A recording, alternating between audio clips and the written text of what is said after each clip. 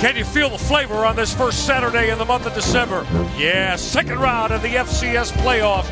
Youngstown State tried to come in and drill Jacksonville State. Very difficult to do. Bo Pelini knows that. Get set to go. FCS playoffs, second round. Coming at you right now.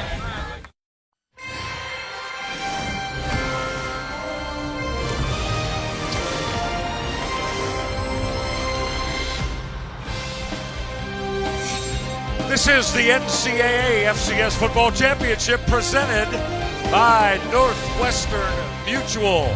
This is Burgess Snow Field, the home of the Jacksonville State University Gamecocks. You all set for second round action? The Penguins of Youngstown State come in to tangle with Jacksonville State. Now let's take a look at our brackets and show you the half that both of these squads reside in. Here's Jacksonville State, got that bye as a number 3 seed, of course. And Youngstown State moves in after their win last week. Next week, we get to the quarterfinal round for the winners today.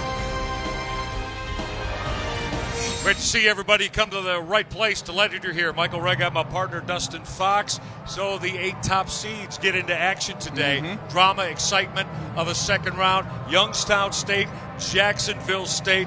What's your anticipation for this one?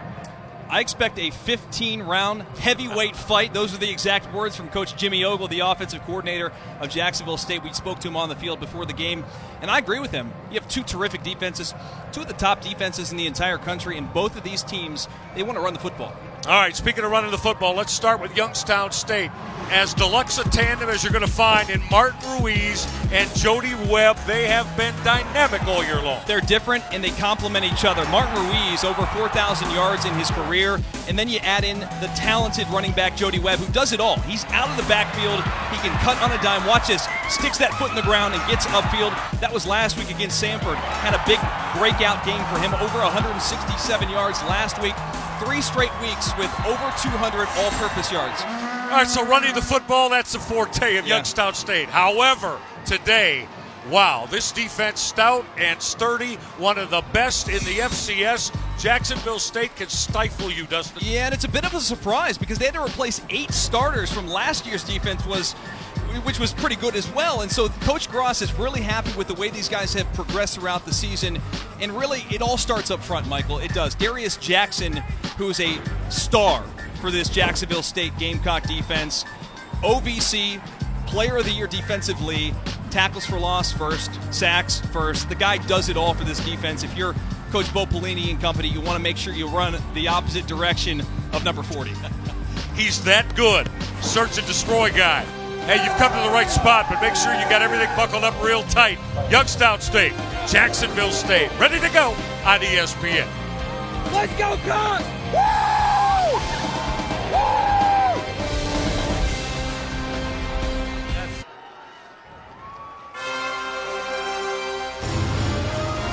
FCS second round here at the Division I side. Youngstown State, winner last week over Samford and Jacksonville State, the number 3 seed in the FCS playoff structure. Well, the football gods have given us an absolutely beautiful first Saturday here in the month of December in the state of Alabama.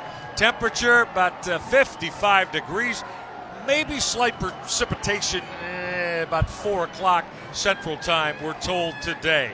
All right, let's take a look at how Youngstown State and Jacksonville State are planning for success. Brought to you, Dustin Fox, by Northwestern Mutual. How do you see it? If you're Youngstown State, you have to take away the playmaking ability of Eli Jenkins in the pocket. He can extend drives, especially on third down. And then from a Jacksonville State standpoint, you must create negative plays. You've got to keep them off schedule offensively. Youngstown State's a team, Michael, that they want to run the football. They want to pick up 3-4 yards on first and second down and create manageable situations for Hunter Wells, the quarterback, to be able to convert third downs. John Gross has been just phenomenally successful, as you see. Second best start in FCS history for John Gross. He has done a phenomenal job here, and he feels the week off his football team had as a number 3 seed will definitely benefit. Dustin and I both know Bo Pelini very well, the Youngstown native. Yeah, and he's a terrific coach. Spent a lot of time at Nebraska. We know that. He was an ex-defensive back at Ohio State.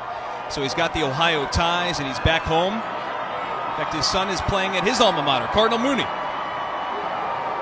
Shaq Davidson and Rock Thomas back in the deep spot, and game on here in the second round of the FCS championships, and that is not what Bo Pelini wanted, as that kickoff angles out of bounds, and will start Eli Jenkins and this high-octane, very dynamic Jacksonville State offense in strong operating position. Well, what a mistake there for the special teams of Youngstown State to start this game. You're going to give Eli Jenkins and company excellent field position, and let's get a look at the young man. 52 career starts, second in JSU history. This guy does it all. Ohio Valley Conference Offensive Player of the Year. I mean, Michael, he's been starting forever.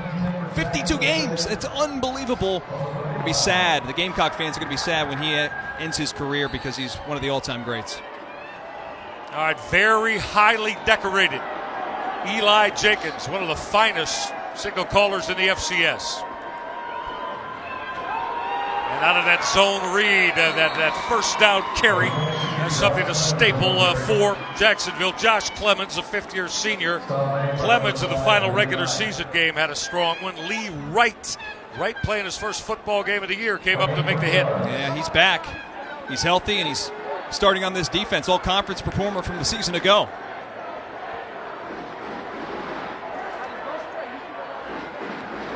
On second down and 7, Jenkins will keep the football on the 42-yard line. Boy, Lee Wright is a busy man early on for Youngstown State. He wears number 5. Dustin, first football game of the year for Wright. He had some off-the-field issues, and he practiced with the team all season long, and we know that he was an all-conference performer from a season ago. They're glad to have him back. Got his off-the-field issues squared away and had a little bit of an injury there, too, along the way, and so they're happy to have him back on this defense. It seems like he's pretty fired up to be part of the mix in the FCS playoffs. Keep an eye on Josh Barge. He's in the slot.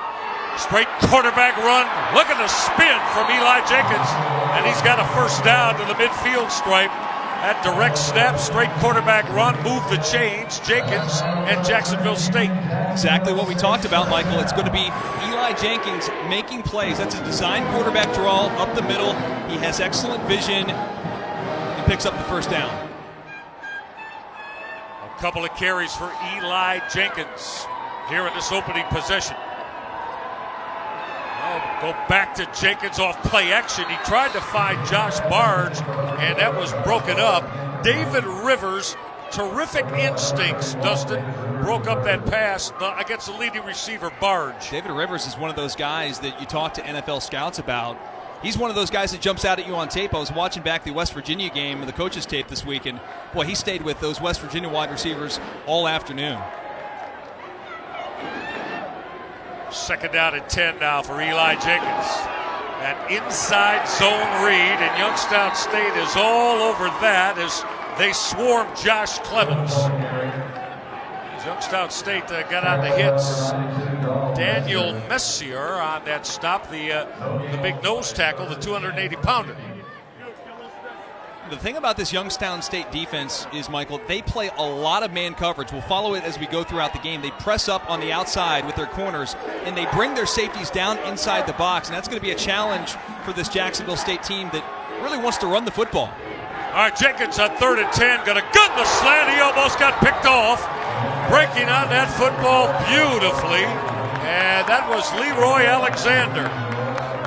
Alexander, terrific break on the football, and he might be standing in the end zone right now, Dustin, if he came up Michael, with a pick. I think he's going to be kicking himself. Quarters coverage, he comes right down on the little bit of a slant there over the middle, trying to get his top receiver, Josh Barge. And Leroy Alexander, you're right, Mike, I think he'd be in the house if he was able to corral that one. So after the Alexander breakup, Jacksonville State's got to punt the football away. This is Dean Kelly off that rugby style. Line drive shot is handled, and on the Youngstown State return, that's Darian Townsend, the wide receiver, the true freshman. So Youngstown State's defense getting off the football field, and We'll take a look now at Bo Pelini's quarterback, one of 4 he's used this year. This is the 220-pound junior out of Navarre, Ohio, Hunter Wells. It's an interesting story, Michael. He was the starting quarterback for every game last season, and coming into this year, he wasn't expected to play. It's partly because of performance, partly because of what they wanted to change at the quarterback position. They wanted to have more of an athlete at the position, and they ended up starting the season with Ricky Davis, and because of all the injuries, here we are with Hunter Wells starting in the FCS playoffs. In fact, Michael, he was going to redshirt until 4 games left in the season, and he ends up starting and finishing out the year, and he's playing pretty well for him. And we'll see some of Ricky Davis today, as well as quarterback Shane Montgomery, center Nathan Mays. On this first series of downs, it's Jody Webb offset at the running back spot, motioning Shane Kuhn. And this is Jody Webb. Good cut. Webb quickly got 8 on that first down carry. Saron Neal made the hit, who Youngstown State offensive coordinator Shane Montgomery told us, we've got him starred. He's a terrific player. Their Sam linebacker, number 5. He's really all over the field. He allows their defense, Michael, to do a lot of different things because of his ability to cover. We'll keep an eye on him because I'd imagine he's going to be tracking down these running backs all afternoon. All right, Webb got 8. Second down and 2 now for Hunter Wells. Wells to put it up. Double move. Debe Patterson got it.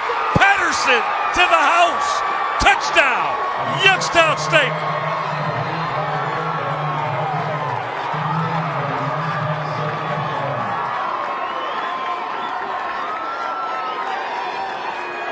Dema Patterson. Dustin, we saw it develop up here, that double move, and Hunter Wells threw the football with tremendous ball placement.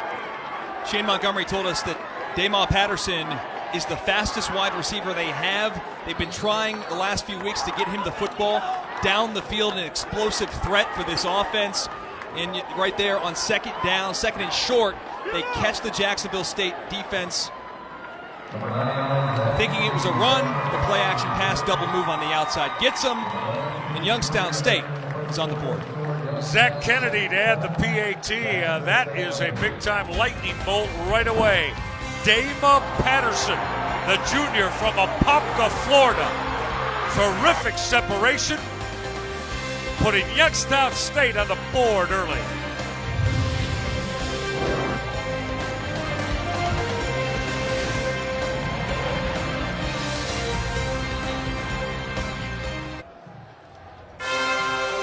Here's a look at Dema Patterson.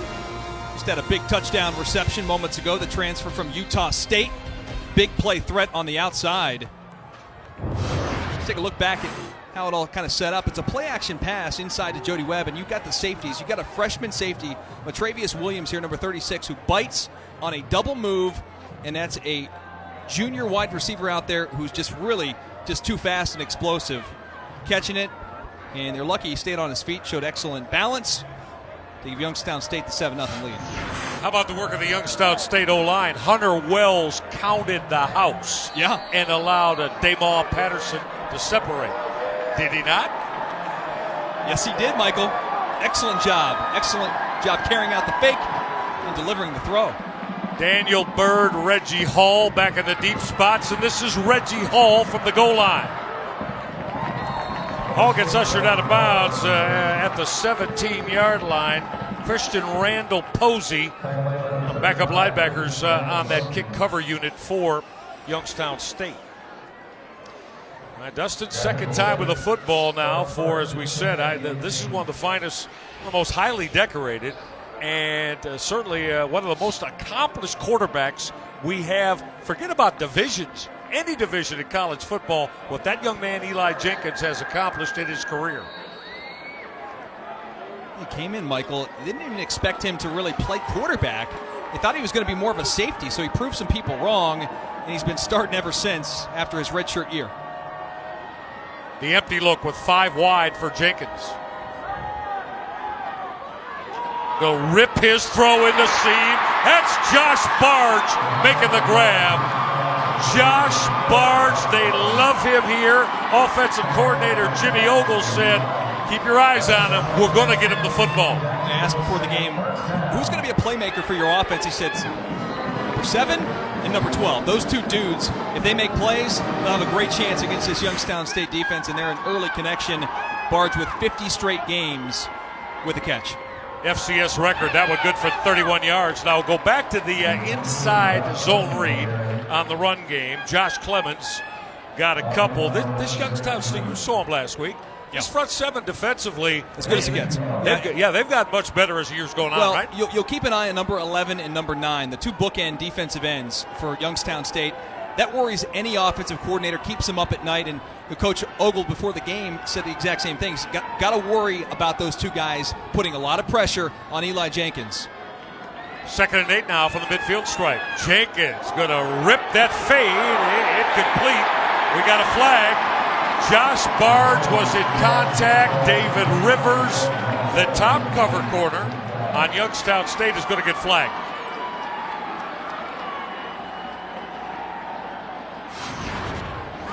Michael, he's in excellent coverage. It's press coverage off the line.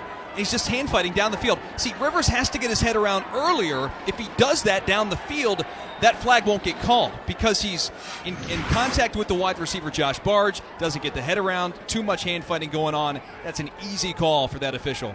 And that's not a good sign, by the way, is we've got number 9, Avery Moss, who's been battling some injuries, who's back now starting this week at defensive end, one of their best defensive players, a little bit nicked up there on that play. And Bo Pelini and Carl Pelini, defensive coordinator, he and Derek Rivers, they're relentless in their work ethic and approach.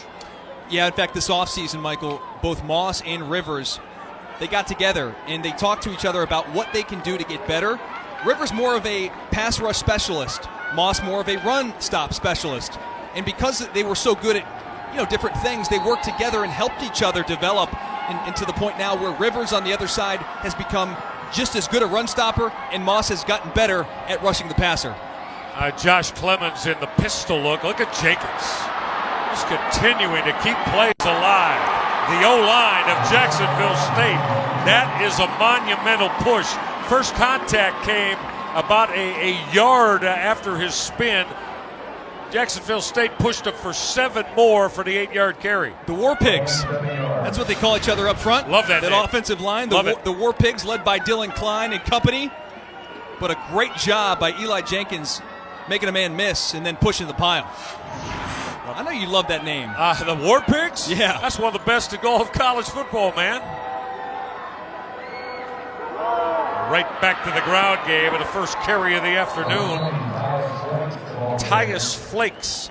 He's a true freshman. And that many reps this year. So, we haven't seen Rock Thomas as of yet. Well, Coach Ogle said that, Flakes is one of these guys who they're really happy to have here. He was committed, Michael, to Indiana. Had a full scholarship to go play in the Big Ten. Had an injury in high school. And I don't think they really showed him the love. After the injury, Jacksonville State stayed committed. And here he is, a Gamecock running back playing behind two terrific running backs. They expect a bright future for Tyus Flakes. 3rd and less than a yard. Eli Jenkins, see you later. He creased that gap. He's in the end zone. Touchdown, Jacksonville State.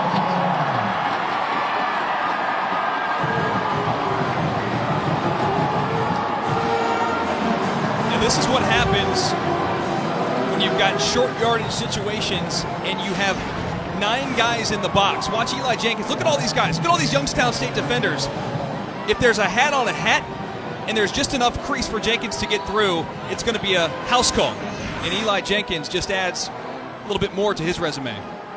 His 13th rushing touchdown of the year. Cade Stinnett will add the PAT. You were looking for a Jacksonville State response. You got it from Eli Jenkins. Eli Jenkins, he can do it all, folks. He's a dynamic playmaker, Ohio Valley Conference Player of the Year. And he's in the house. Tie ball game.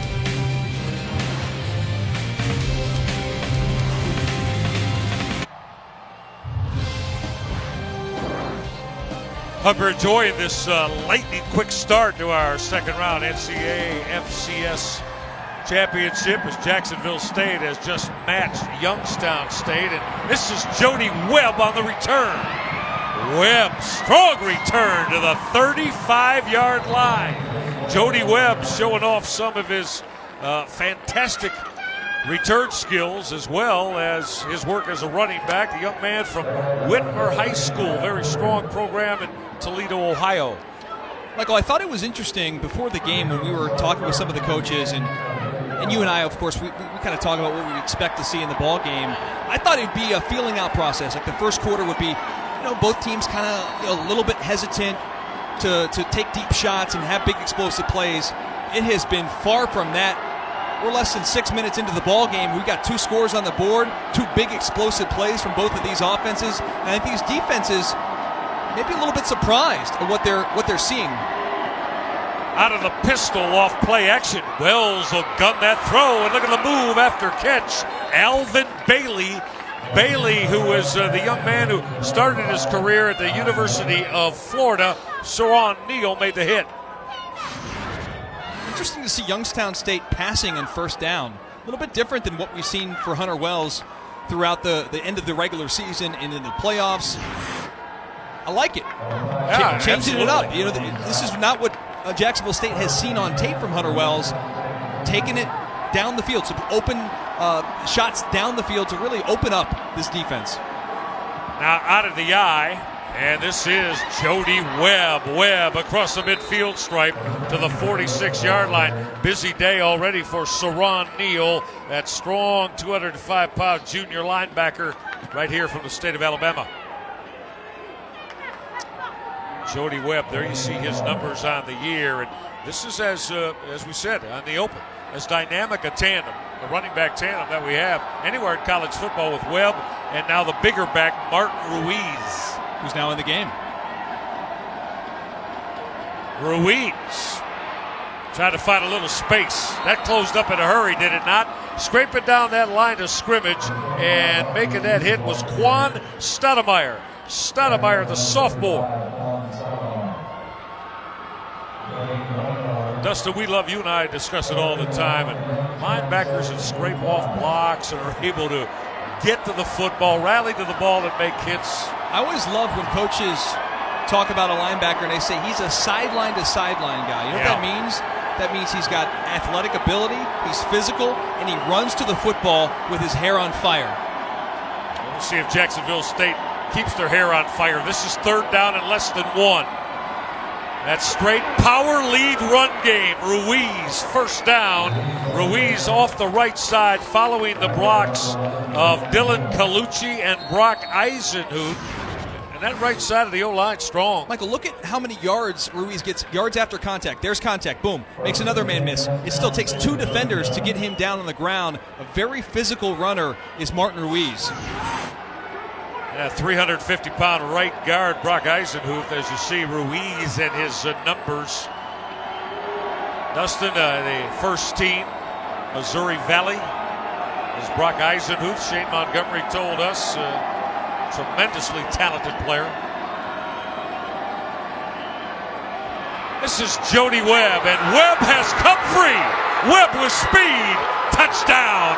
Jody Webb, Youngstown State.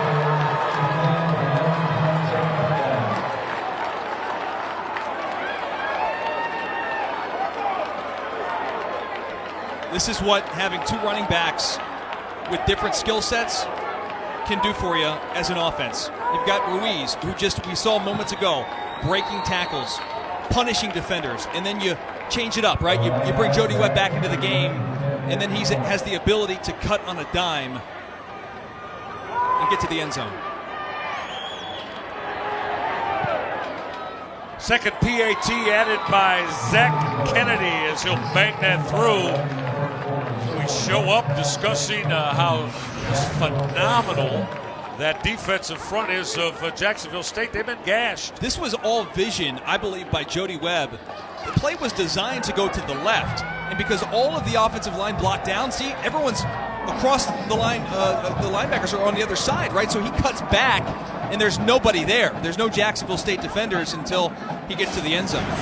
Let's keep in mind now, this Jacksonville State defensive 11, all the kudos, the plaudits you want to give them, hey, they are earned in a tremendous manner. Dustin, all through the year, they've allowed 16 points per game. 16 per game against John Gross's very formidable defense, and Youngstown State's hit them with a couple of TDs in the first 8 minutes. Well, let's talk about the elephant in the room, can we? The elephant in the room is the conferences. You don't know how good your team really is until you get to the postseason and you play other teams, right? We talk about this Youngstown State team. They play in the Valley. The Valley is considered the SEC of the FCS. I know there may be some Jacksonville State fans that don't want to hear that, but it is very well respected. They have 4 teams in the playoffs. The Ohio Valley Conference only got 1. And so the competition, you always wonder, where are they at? And do the stats really match up? I think so far, Jacksonville State is realizing that they're in for a dogfight against the team in Youngstown State. They're unseeded. This is Reggie Hall on the Jacksonville State return.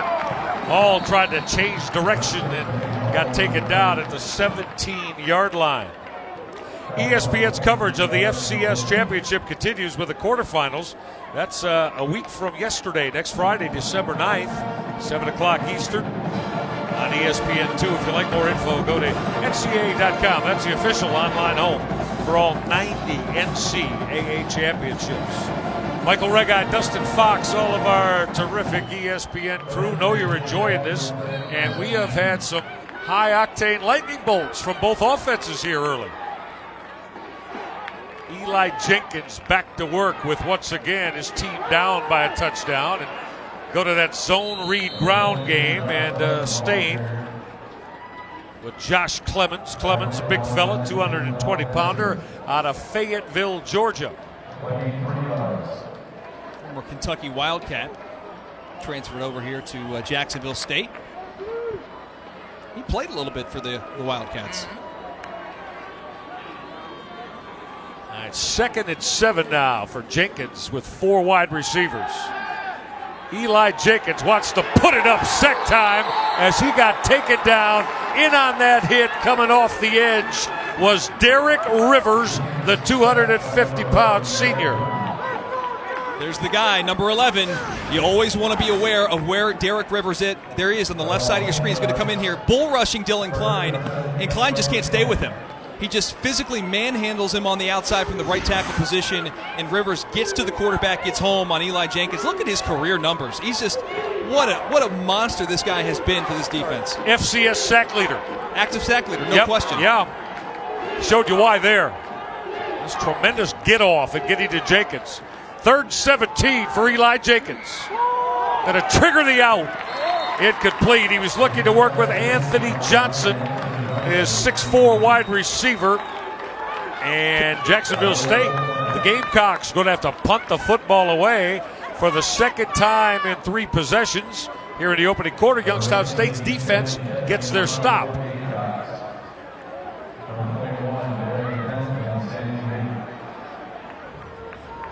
Well, there you see again, back in that deep spot, handling the work for Youngstown State, and he's standing at the 45-yard line. Well, look at that long rugby look kick. And once again on that return, Darian Townsend, and Townsend got knocked out at the 45-yard line. Well, that was the log version of that rugby kick from Jacksonville State's punter, Dean Kelly. 14-7, Youngstown State.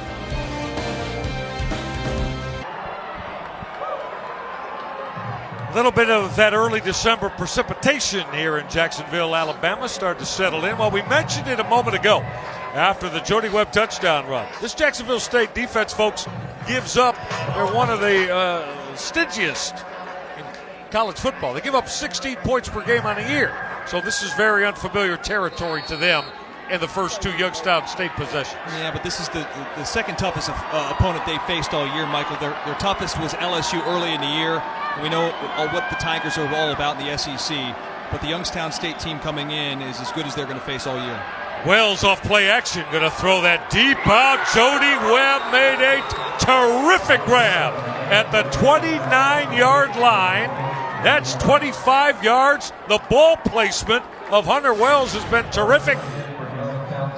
It's actually Nathan May is going to be in there at quarterback, and we talked with Coach Montgomery before the game. He didn't run at all any passes last week with Nathan Mays in at quarterback, and he said we've got a couple in the package. We may see a couple this afternoon, and there's your first throw from Nathan Mays to Jody Webb on the outside. 250-pound redshirt freshman Mays ducks in on this series of downs. Mays going to keep the football. Nathan Mays, excellent hit coming out of that secondary again, making that stop. Martavius Williams on the hit. You know, Mays is that added dimension for this offense. He's not going to play a ton, but when he gets into the ball game, you have to be aware as a defense because he's a runner, and he kind of runs a wildcat style of offense with him. Number 7, you see him right there, very athletic. We finally saw him throw a pass, but if you're at Jacksonville State, you are aware that he is a runner, a big-time runner for the quarterback position. Big jumbo package in here with a couple of tight ends.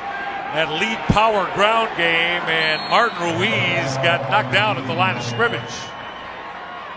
You know, this is dangerous territory here for Jacksonville State, Michael. I know it's very early in this ball game, but what I mean by that is Youngstown State's on the road here, and if you allow them to get this confidence and put another touchdown on the board, their defense will lock down, and they will continue to grind this game away, and they have the ability to do that from their running back standpoint. They can ground and pound you and they can just kill you with a lead in time of possession. So Nathan Mays back out of the football game. Hunter Wells in, only allowed 22% of third down converts. Wells came underneath on that shallow cross. That's Alvin Bailey with a good move. He's got a first down at the 12-yard line. That's 13 yards and a first down. Jacksonville State runs man coverage, and what happens when you run crossing routes in man coverage is defensive backs get lost. You had Reggie Hall matched up with Alvin Bailey, and because of the other crosser coming from the other side, he gets lost in the wash. Alvin Bailey comes wide open for a first down. You consider that as a cornerback yourself, one of the most difficult concepts to deal with, those shallow crosses? A lot of traffic in there over the middle of the field, and as a defensive back following your wide receiver, you have to be aware that another crosser could be coming either in front or behind. All right, Hunter Wells, after Nathan Mays handled the first couple of snaps. This is Martin Ruiz. Ruiz got shoved back as he hit the 10-yard line. Marlon Bridges, where's number 43? Tough hitting redshirt freshman on the stop. Yeah, you mentioned it, Michael. Ohio Valley Conference Freshman of the Year. And his story is amazing. I mean, he probably could have played last year. They redshirted him. And it's rare for you to hear a coach say, we redshirted him because he was too good. He was too good. They had guys already out there as starters that he may have pushed for their jobs. And so they thought about his future and said, if we can kind of hold him back, so to speak, right, from getting on the field. They did that last year, and because that redshirt year allowed him to develop as a redshirt freshman, he's playing so well for this defense. Yeah, timeout, Jacksonville State. That's a terrific story, by the way, because you and I both, we were getting a real good chuckle as we talked to John Gross this week. He was explaining that, and, along with his defensive coaches, David Blackwell. They were worried that Bridges might bump one of their 3-year starters out, so they decided to redshirt him. Yeah, in fact, they replaced 3 of their 4 starters in the back end of their secondary, and he's one of those guys that comes in there just always around the football.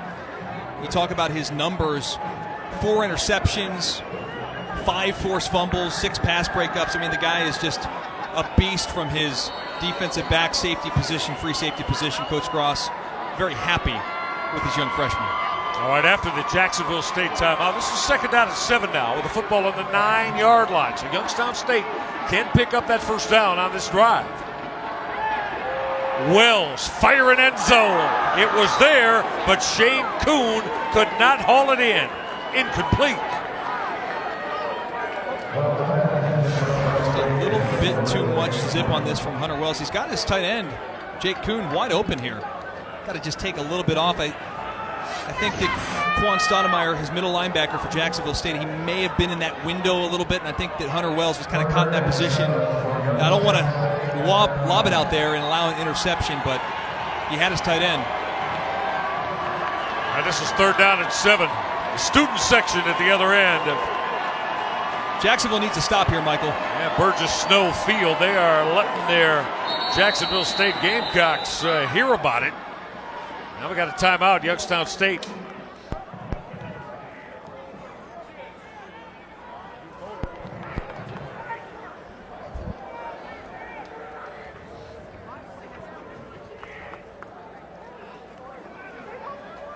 All right, let's revisit last year in the FCS playoffs and take a peek at last season. This is 2015, and top-ranked Jacksonville State faced number 7 and SoCon champ Chattanooga. Look at the gadget plays that Chattanooga brought out here. They took a 35-28 lead on that 39-yard throw, but Troymaine Pope, 75-yard touchdown burst. This tied it up for Jacksonville State. And then Eli Jenkins, so smooth. Jenkins, 14-yard scamper to the house. Game-winning overtime touchdown. Jacksonville advanced all the way to the FCS title game by beating Chattanooga, the final, at 41-35. So they were down last year at this time, and they're going to have to find their way to play through an early first quarter deficit as well. All right, this is 3rd down and 7 again. Line to make is at the 2-yard line. Mays will fire the out incomplete. Martin Ruiz, the intended receiver. Quan Stoudemire, the defender. Yeah, Youngstown State wanted to run all slants from all their wide receivers. They went to pretty much a 10 personnel set here. And look, Hunter Mays is trying to find one of his slants. He's got 3 off to the left. Nobody's open, man coverage. He just has to try and force off to his safety valve there in Martin Ruiz and just can't get to him. Really good stop there for Jacksonville State's defense here to force a field goal. That's a win for the Gamecocks. All right, Zach Kennedy out of the hold of Nathan Mays, the backup QB. From the right hash from 26 yards away. Operation looked good. Zach Kennedy will drill that field goal make to put 3 more on the board for Youngstown State. Jacksonville State, who gives up 16 points per game all year long, has surrendered 17 in the opening quarter to this very, very diverse Youngstown State offense. Head coach Bo Pelini today. And Dustin, again, we came in today, and rightfully so. I mean, this is one of the most dynamic, predominant run games that we've seen around the FCS this year with Jody Webb and Martin Ruiz. But today, Bo Pelini and his offensive coordinator Shane Montgomery, they've had Hunter Wells and Nathan Mays diversify it. Opening it up, Michael. Opening it up as an offense. And we're talking about a team that they average 26 points per game. They already have 17 in the first quarter against one of the best defenses in the entire FCS, a team that's only giving up 16 a game. Well, they've already got over their average, given up over their average in one quarter. Well, Jacksonville State has had a very strong return game all year long. Now, Youngstown State, this is the 4th time they've kicked the football off here in the opening quarter. Daniel Bird, Reggie Hall, once again back in the deep spots. Reggie Hall from the 1. Coverage absolutely terrific. In on that hit was Jonathan Pollock, who made that stop. Pollock made the hit for Youngstown State. All right, let's take a look at the last time they had the football. Yeah, take a look at the left side of your screen. Derek Rivers, defensive end, number 11, gets in there and gets a sack on Jenkins. You know, it was going to be a factor coming into this game. Both defensive ends, and there you get a look at big number 11. The sacks they have this season, 11 for Rivers, 10 for Moss. Both of these guys are bookends. And if you're Eli Jenkins, you wonder now, do you trust your offensive line to be able to protect you? So let's watch Jenkins go back to work off that zone read. Jenkins will keep the football. Eli Jenkins gets 4 on that first down carry. Jameel Smith, strong safety, wears number 26 on the hit. Look at the numbers for Jenkins for his career, Michael. I mean, between him and Barge, they have set every single offensive record that Jacksonville State has, because both of these guys have been playing together for 4 years. They're best of friends. They're on the same page at all times. And it's been really remarkable to go back and look at what these two have been able to accomplish. Jenkins will keep the football. Again, running that zone read. Got popped at the 25-yard line. Savon Smith made the stop. Smith, big fella, 285-pound sophomore out of Syracuse, New York, making his way to the state of Ohio. I'll tell you what, Savon Smith makes a lot of plays on the inside from his defensive tackle position, part of which is because they try and run away from those two defensive ends. They know how difficult it is to run on the outside to get some space on the perimeter, so when you try to run inside, you think you might have a lane or a window. That's not the case. Number 52, Savon Smith, is typically there. On 3rd down and 2, Jenkins got a first down. Whole lot more. Second level, again, Eli Jenkins. Jenkins got 14 on 3rd and short after he took a 3rd and less than 1 to the house earlier in this quarter. Michael, I get the sense that Eli Jenkins is going to have to take this game over. He runs right by Rivers, who gets caught inside the wash right there. You know, I think they're going to have a difficult time running against this defense, and it's going to be a lot of Jenkins. Now busting throw and maybe big, Josh Clemens. Clemens inside the 25 and finally dragged down at the 21-yard line. Maybe I was wrong. Right on cue. I'm the jinx. Find a little seam through that defense. That's 41 yards. Leroy Alexander finally had to corral Clemens. I think it's a great block inside from Justin Lee. Blocks down, and he cuts off that block and finds a seam and ends up down the field for a pretty big gain to end the first quarter. The 5th-year senior, Josh Clemens, trying to put a little bit of a boost into the Jacksonville offense.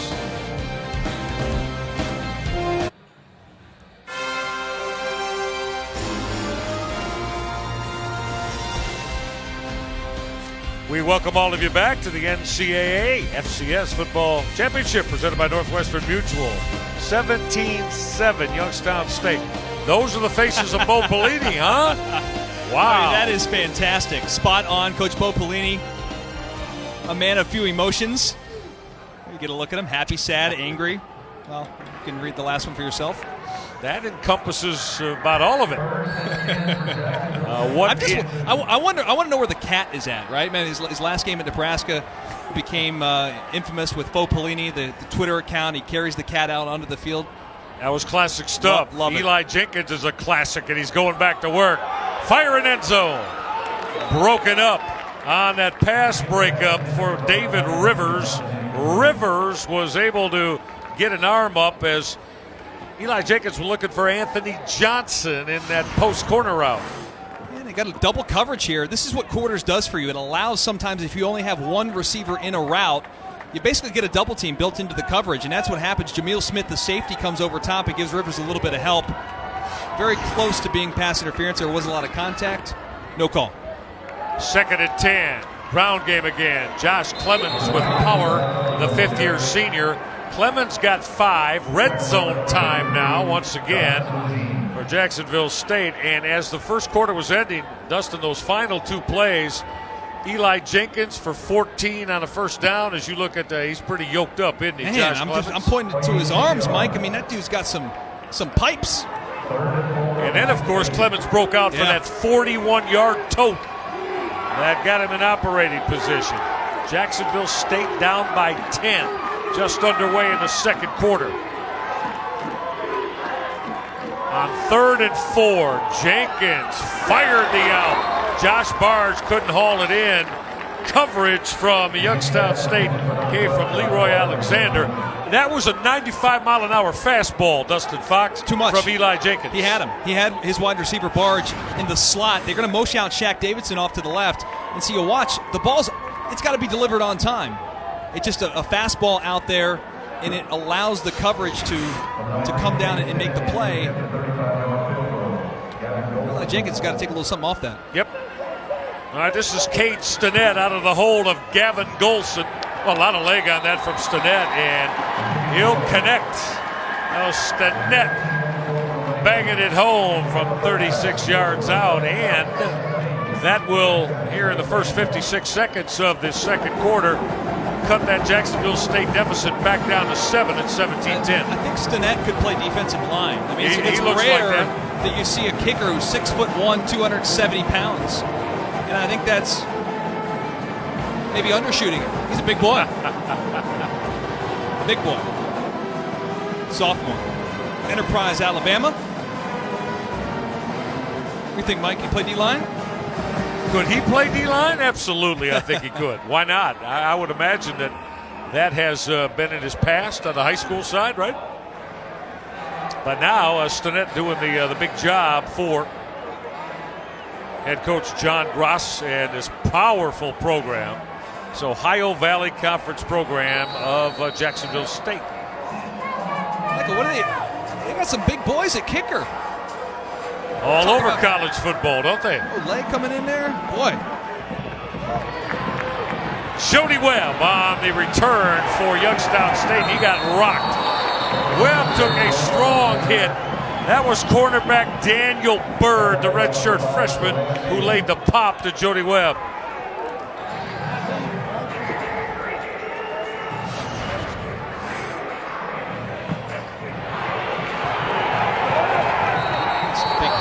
Special teams. Jody Webb is one of the most dynamic kick returners in FCS as well. Very dangerous back there.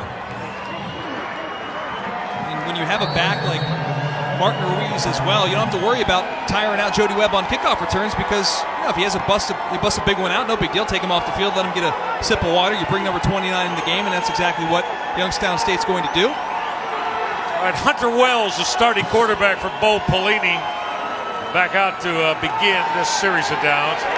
Martin Ruiz, there's just nothing there. He got back to the line of scrimmage and he got blown up as Ruiz was looking for some room. And Quan Stoudemire, we've called his name a lot. He steps into gaps and makes hits now. Take a look at this middle linebacker come down here. There's nowhere for Ruiz to go. And you also have E.J. Moss, number 25, helping out as well. Ruiz got one. Let's call it 2nd and 9 for Hunter Wells, 220-pound junior quarterback from Bo Pelini. Wells looking to put it up all kinds of time. Going to take the deep shot. Patterson made the grab. Once again, he beat Jalen Hill. DeMaul Patterson with the outstanding grab. Another big ball thrown and delivered by Hunter Wells. And this is the top corner for Jacksonville State. And Jalen Hill, the veteran back there in coverage, just having a rough day this afternoon on the outside with DeMaul Patterson. That's 50 yards on the Wells to Patterson hookup. They went big for the first quarter touchdown. So DeMaul Patterson from Apopka, Florida, having a big day in round 2 of the FCS. So is quarterback Hunter Wells. Back to the ground game. Ruiz, watch the corner. Well, Ruiz tried to vault Jalen Hill, who was submarining to make that hit. Youngstown State has showed a variety of packages offensively, Michael, especially with personnel. They get into 12 personnel here on first down. As you see Ruiz get around the edge and jump. It's always dangerous, I feel, as a running back to ever leave your feet because you never know what's going to happen. I always say bad things happen when you leave your feet as a running back. He's lucky right there. Were you ever going low and had a running back or a wide receiver go right over the top of you? Pre-season, I was playing for the Minnesota Vikings against the Pittsburgh Steelers. I'll never forget a running back in the flat. I closed my eyes. I went low. I felt nothing but air. Hunter Wells going to take a shot. Enzo on the hand of Darian Townsend, but he couldn't haul it in. Coverage from Reggie Hall of Jacksonville State. Dustin, I mean, how about the shots that offensive coordinator Shane Montgomery is taking with his quarterbacks today? I think he came into this game and said, I don't care about this defense. I'm going to take shots down the field. I'm going to try and back up these safeties off the line of scrimmage because they play so far inside the box because everybody thinks that Youngstown State's all about the run, which they have been. Why wouldn't you be when you have two terrific running backs? But they've been exact opposite. They have the weapons on the outside. They just haven't been able to take advantage of them throughout the season. This is 3rd and 9 for Wells. Going to step up. Too much air on that throw over the top of the head of Alvin Bailey. And Jacksonville State will get off the field, you would think, here on 4th and 9. But let's see if the field goal unit of Zach Kennedy will come out here. This is a strange position for Youngstown State. You know, you're kind of in that no man's land area, Michael, the gray area, as I always call it. Depending on the strength of your kicker, you never know what you're going to do. You're going to take a long field goal. Do you want to punt it? How much field position can you really gain? Maybe you keep your offense out there and go for it on 4th down. Not the case, buddy. They're going to bring out the field goal unit. Well, Dustin, that's 46 yards. Keep in mind, Zach Kennedy only 1 of 4 from 46 yards. And on that snap, we are going to get a timeout. And maybe that's why there was such a long deliberation before Kennedy came out.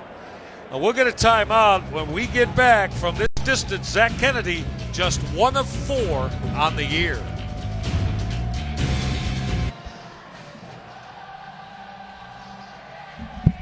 It is known as the cockpit here at Burgess Snow Field. Michael Regai, Dustin Fox, and I tell you what, this Jacksonville State student body, Dustin, they are out in great force today, and they are loud in support of their football team. Yeah, and that end zone, Michael, I saw it yesterday. I said, I'm going to take a picture of this. Home in the cockpit, we knew we'd see a terrific student body turnout this afternoon. They have been loud, and that's what they're kicking into right now for Zach Kennedy.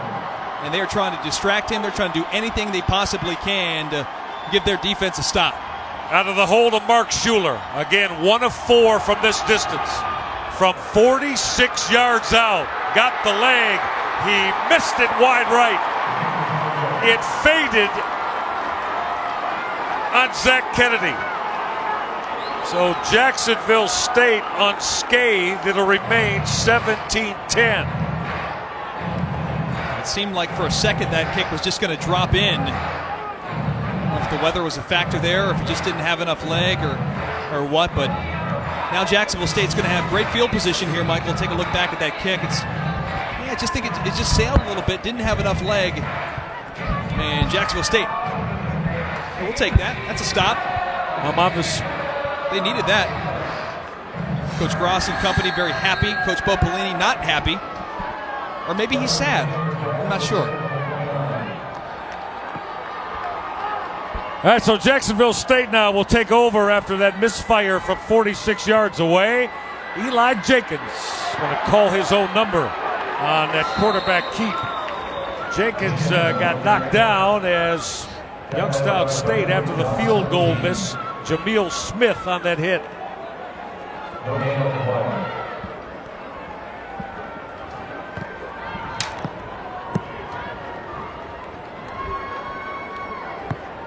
The lead remains at 7.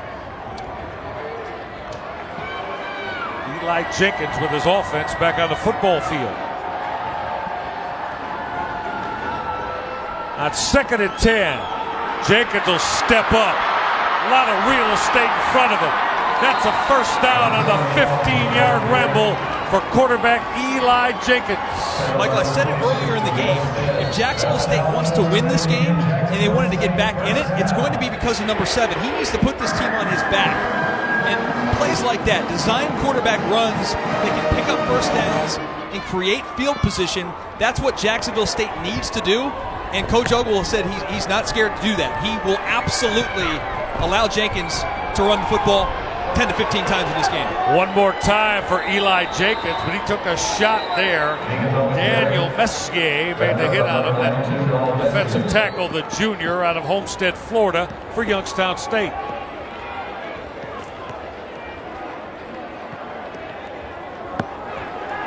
How about that? 76 rushing yards already in this ball game. Only 30 passing yards. The big touchdown run earlier in the first quarter. Very impressive senior quarterback. On 2nd and 6, go back to the ground game, and look at the power from running back Josh Clemens. Clemens about a yard away from the first down. Again, Jameel Smith, senior strong safety out of Miami, on the hit. Just blown away with the size of Josh Clemens. He's listed at 220 pounds at 5'10". I mean, he's a bowling ball in the backfield. Look at those legs, the thighs, his biceps. I mean, that's a big boy. All right, third Big down. dude. We're going to call this short one here for Jenkins. Jenkins will keep the football. He's got the first down. We do have a flag that flew from the back judge. We'll see. Jenkins battled his way down to the 45, probably coming back on a hold.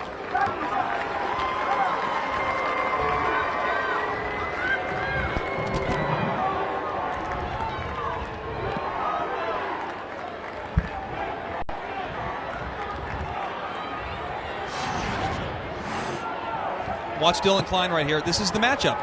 This is Derek Rivers right there, the defensive end. And because Klein knows that Rivers is going to get to his quarterback right there and make a stop for minimal gain, he grabs on to Rivers. That's an easy call. And so far in this game, I think Derek Rivers is winning this matchup. Klein, the redshirt junior, the 295-pounder. 3rd and 11, Jenkins. Bounced that throw in the seam. He wanted a Jamari Hester, and Jacksonville State's got to punt the football away. Lots of penalties will do for you. They're drive killers, Michael. And for Youngstown State, you're happy to take it. And you see Coach Gross talking to his right tackle there, Dylan Klein, who's drawing the toughest matchup of the afternoon with future, I believe, NFL talent in Derek Rivers. On 4th down and 11 now. Darian Townsend back in that deep spot for Youngstown State. Michael, I think the rain's starting to come in here to Jacksonville as we expected it about 3:45 or so. The rain might start to come in maybe a little early. I'll be curious to see how that affects both of these teams. Both these teams have taken shots early in this ball game. Maybe a little bit more running from both of these offenses as we go. All right, on the Jacksonville State timeout with their punt unit on the football field. Right back in a moment. Our play clock was running down, and John Gross decided let's everybody get on schedule here. Took a timeout with his punt team on the field. So Dean Kelly from Melbourne, Australia, and yes, he features that rugby punting style as we've seen a couple of times. Darian Townsend back in the deep spot for Youngstown State at his 21-yard line. This time Kelly is just going to boom it conventionally. Real good kick from Kelly as it'll get put down at the 8-yard line. So Dean Kelly, no rugby influence there as he pins Youngstown State back at the 8-yard line. So a strong boot, 44 yards for the punter, Dean Kelly. Michael, if I would have told you, hey, we're going to be midway through the second quarter here, and Youngstown State, we're going to have 100 more passing yards than they have rushing yards. No. What would you have said, partner? No, I wouldn't have gone with that. No, I would have told you I need a real strong explanation as to why you think that might happen. Youngstown State, 170 passing yards so far in this game, 71 yards on the ground, outgaining Jacksonville State by nearly 100 yards. Yeah, this trigger man, Hunter Wells, out to run his offense, 145 yards on 4 of 8 for his work on the afternoon, and a big chunk of that on 2 big throws to Damaw Patterson. Now back to the ground game. Jody Webb got popped as he hit the 10-yard line. Webb on that carry, and he didn't find much running room there as Jacksonville State closed that down real quickly. Darius Jackson had a piece of that hit.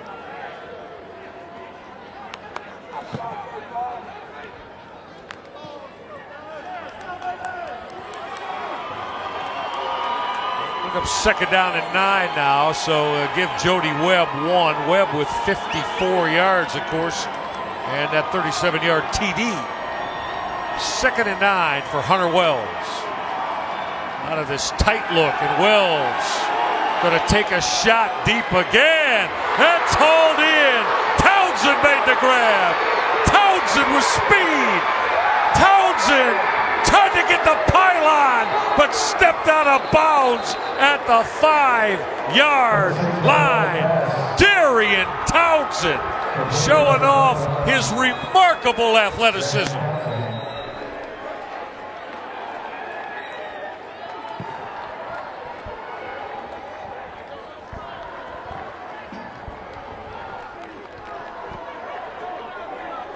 The athletic training staff of Jacksonville State. And it looks like that's Rashid Green, the strong safety. And yeah, it is Green. But how about the afternoon that continues? Yeah, they motion Townsend in, Michael. It's almost like if you're Jacksonville State, you think he's motioning in to chip for a run play against Darius Jackson. Instead, he takes off down the field. See him right there on the left side of your screen, number 21, and then he just breaks down the middle of the field. And then there is an injury you talk about to Rashad Green. He ends up on the turf, and then Townsend's out the gate. Steps out of bounds right, what do you think, Mike? 7-yard line? Either they marked it right just inside the 5 with that left foot. And Hunter Wells just continues to roll. Now out of that I formation. And that's Tevin McCaster at the tailback spot. And this is McCaster. And he got stood up. McCaster took a hit at the 5, got a couple. Well, after that 85-yard pitch and catch to Darian Townsend, Marlon Bridges in on that hit. So second down and goal for the 4. The big back, Tevin McCaster, came on, but now back on the football field at that tailback spot is Jody Webb. Second and goal from the 4-yard line. Damal Patterson up top, matched up. If you want to take a shot here, Nathan Mays in at quarterback, Michael. Mays lost the football, stumbled as he came away from center. The exchange not exactly as Bo Pelini and his offensive coordinator Shane Montgomery would envision. Hunter Wells going to come back into the game. You can't be too happy if you're coach. You put Mays in the game. He doesn't get a ton of plays, doesn't get a ton of reps at quarterback. And so now they'll bring Wells back into the game after he just had the bomb to Darian Townsend. So pretty big third down here coming up for this Jacksonville defense. Can you get off the field and force another field goal attempt? Yeah, Gotta hurry up. Third down and 6, play clock running down. Jacob Wood back up tight end on the field. And Bo Pelini had to get a timeout. He wanted a timeout. He didn't get it. He got a flag. Pelini is very upset as he is looking at the officiating crew and said, I wanted a timeout. I was signaling for a timeout. Yeah, he's not very happy. He was trying to get the officials' attention down there on the field. Well, maybe now they're saying that they're going to give it to him? I believe they're going to pick up the flag as you see the consultation going to go on. Bo Pelini standing on the outside of his offense, but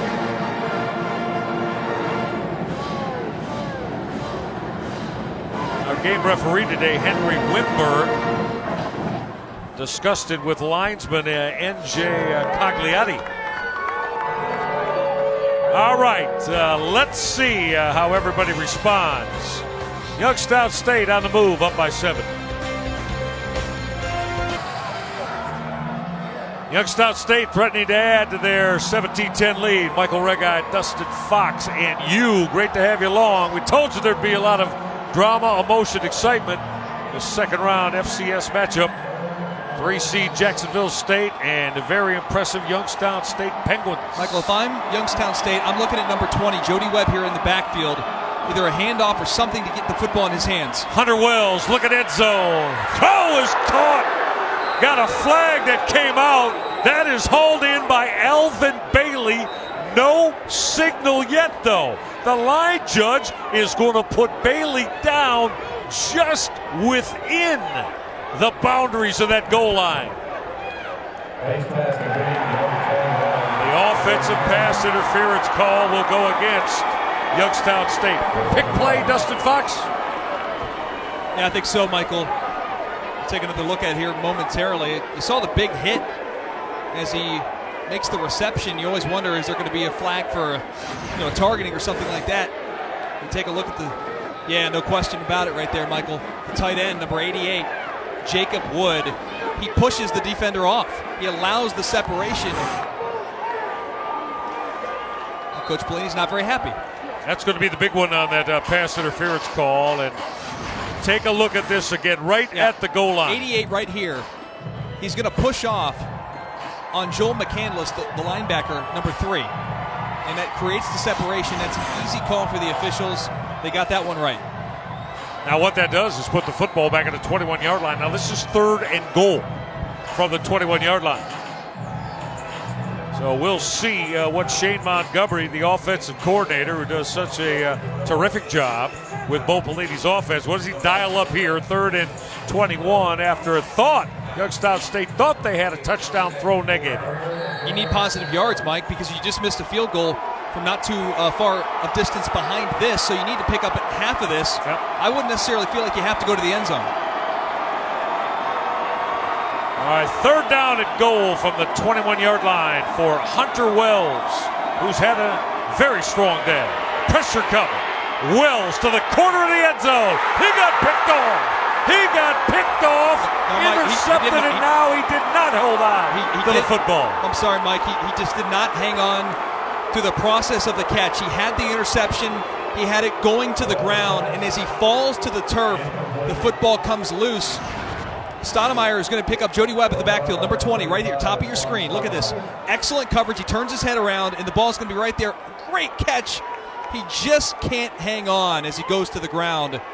Great call by the officials. That's clearly a dropped interception. What a tremendous effort, though, by Quan Stoudemire. As that started, he hauled that football in one-handed and tried to cradle it to his body. Now the would-be interception not completed by Quan Stoudemire. So, second go-round here again for Zach Kennedy, and now we're going to get a timeout. Now, I can tell you, John Gross wants this looked at, because he's not going to win his case here because that's a dropped interception. He never had possession of the football.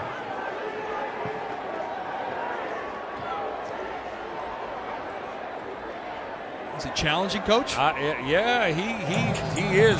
He absolutely is. Yeah. He's not going to win this one. I promise you that. A definitive Dustin Fox with that non-interception. Well, look at the effort here. Now he's got the football cradled there. Never has it. Juggling. Never has it. It's still bobbling there as he goes to the turf. There's no chance that's going to get overturned. Yeah, we hear that so much, whether it's an offensive receiver or a defensive player, the process of the catch has to be complete. Here's Henry Whitburn. They're going to say confirmed. Let me read his lips for you as we have some technical difficulty. Incomplete pass, confirmed, 4th down. But really good. Here's the thing, Michael. Great coverage from Quan Stoudemire. I know he's unhappy he didn't get the interception, and Coach Gross is certainly upset as well. But the ability for a big man, 6'1", 250, to be able to run stride for stride with Jody Webb and pick him up in space and not get called for a pass interference call. Sometimes linebackers get matched up with guys who are a little bit quicker and faster than them, and they panic. He didn't do that. He had great coverage down the field and really good awareness to nearly have the interception. On the last Youngstown State possession, Zach Kennedy missed from 46 yards out. This will be from 38 out of the hole to Mark Schuler. 38-yard field goal attempt. A lot of leg from Kennedy, and he ripped it straight through the uprights. 38-yard field goal make as Kennedy has connected. Youngstown State has reestablished their 10-point lead when we get back.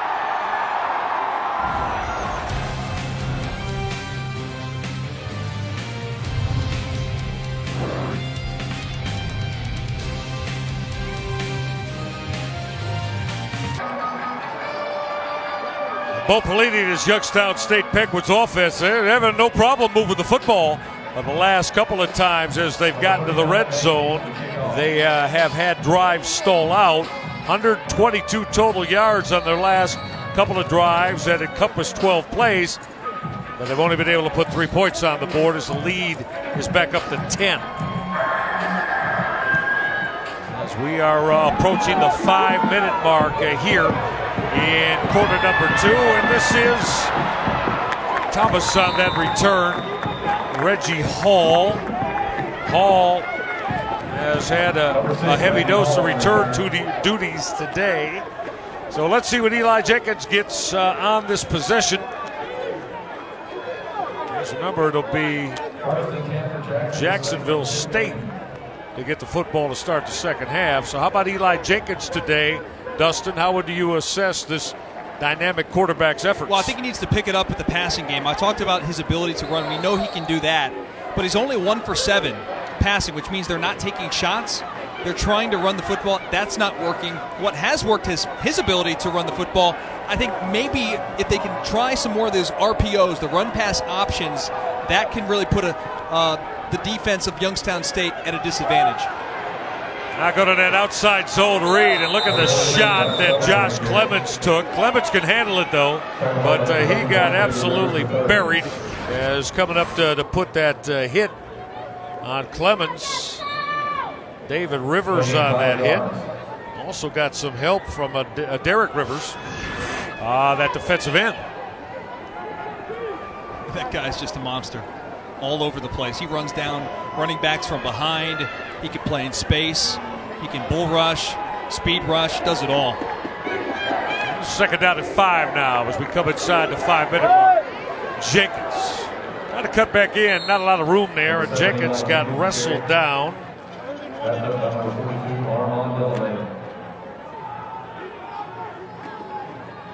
Guy Dustin Armand Delavade from Imperial, PA.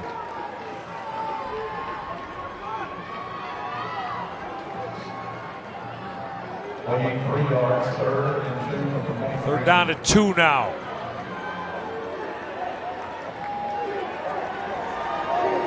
Eli Jenkins.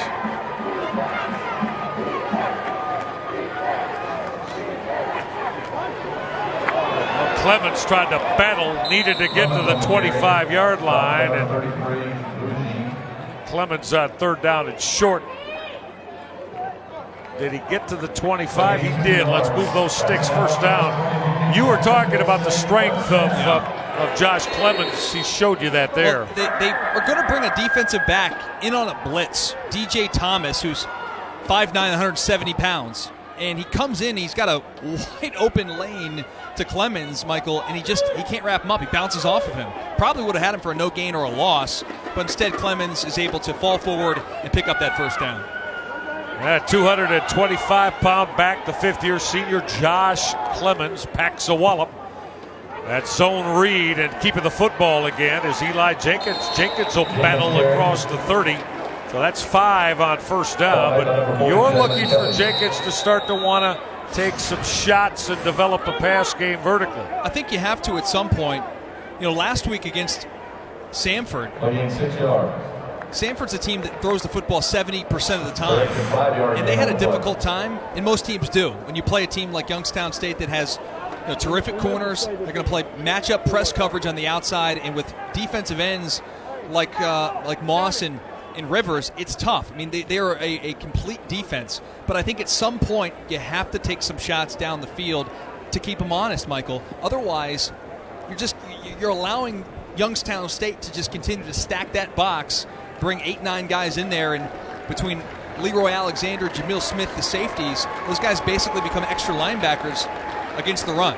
And so Jacksonville's got the weapons on the outside. We haven't mentioned Josh Barge's name at all.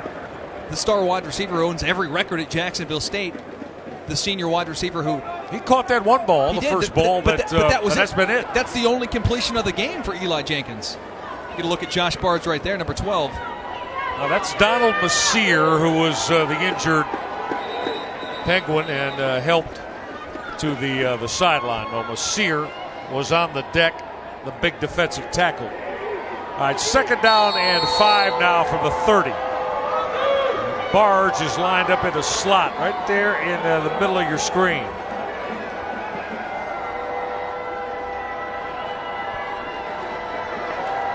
Jenkins, blitz coming, looking for Barge. He made a fabulous grab.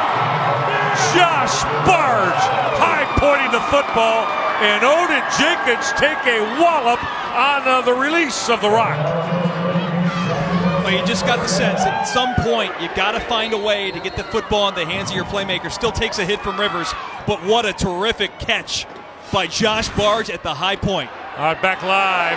Running back Josh Clemens just being rode out of bounds as that Youngstown State defense. Leroy Alexander there, DJ Thomas there.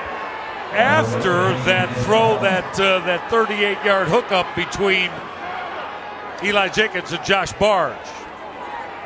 Here's a look at Leroy Alexander, the former Nebraska Husker, transferred here to Youngstown State, and Carl Pelini was happy to have him transfer because he is the leader, one of the leaders back there in the secondary of this defense. After that 6-yard loss, this is Josh Clemens. He just got the 6 back that they lost on that previous Clemens carry.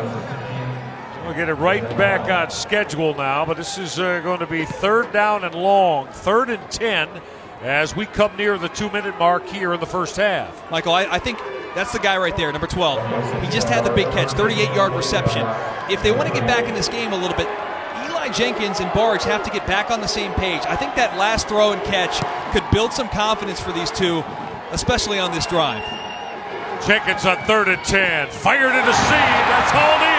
Jamari Hester inside the 5, pylon, touchdown, Hester, Jacksonville State.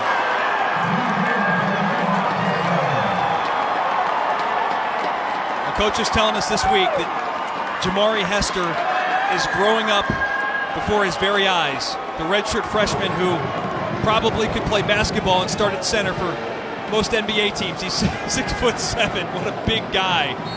And he's very athletic and talented on the outside. He makes the catch, makes a man miss, and he's got terrific speed to go along with that frame to get that one to the house. And Jacksonville State needed it, Michael. They're back in this game. Yeah, and that was on schedule for him, as had the PAT is Cade Stanett. He averages, does Jamari Hester, 25 yards per catch on the year, and that was touchdown number 3 for, as Dustin told you, that very angular 6'6" wideout. There he is right here. He's going to come inside, a little bit of a sit-down route with the sticks. Leroy Alexander, the safety, typically a sure tackler, just misses the tackle on Hester. We were laughing, Michael, before the game when Coach Ogle was saying that they got to get the football in this guy's hands. Right. He said he's 6'12". That's right, he did, yeah. Yep. Showed you why there, and off that quick spin after he made that grab, he left Leroy Alexander gasping for air. And we know he's got that Miami speed, man. Brought it here to Jacksonville State, just a redshirt freshman. I mean, he was a tight end in high school because of his size and his frame. And they moved him here at Jacksonville State outside, and certainly is paying dividends for this offense. Oh, Eli Jenkins hooking up with Jamari Hester. Heavily needed from Jacksonville State, and they got what they wanted to get back to within 3. This is Jody Webb on the Youngstown State return. He's busted it. Jody Webb to the 42-yard line. That's a 37-yard kickoff return for this dynamic senior out of Whitmer High School in Toledo, Ohio, Jody Webb. He's had 3 straight games with over 200 all-purpose yards. And these count, Michael. They get tacked onto that list too. And so, obviously, in this game, big kickoff return there. He's made some plays out of the backfield. He's got 54 yards on the ground. Had another 38 yards on that return. Well, this Youngstown State offense back at it now. They've had to settle for field goal opportunities on their last 2 possessions. And now they've seen what was their 10-point lead cut to 3 on the Jamari Hester touchdown catch and run. Now go back with that misdirection inside the lane. Jacksonville State not fooled as Jody Webb got belted. Look at that stop for Jacksonville State. It might have been Darius Jackson. So look at Webb.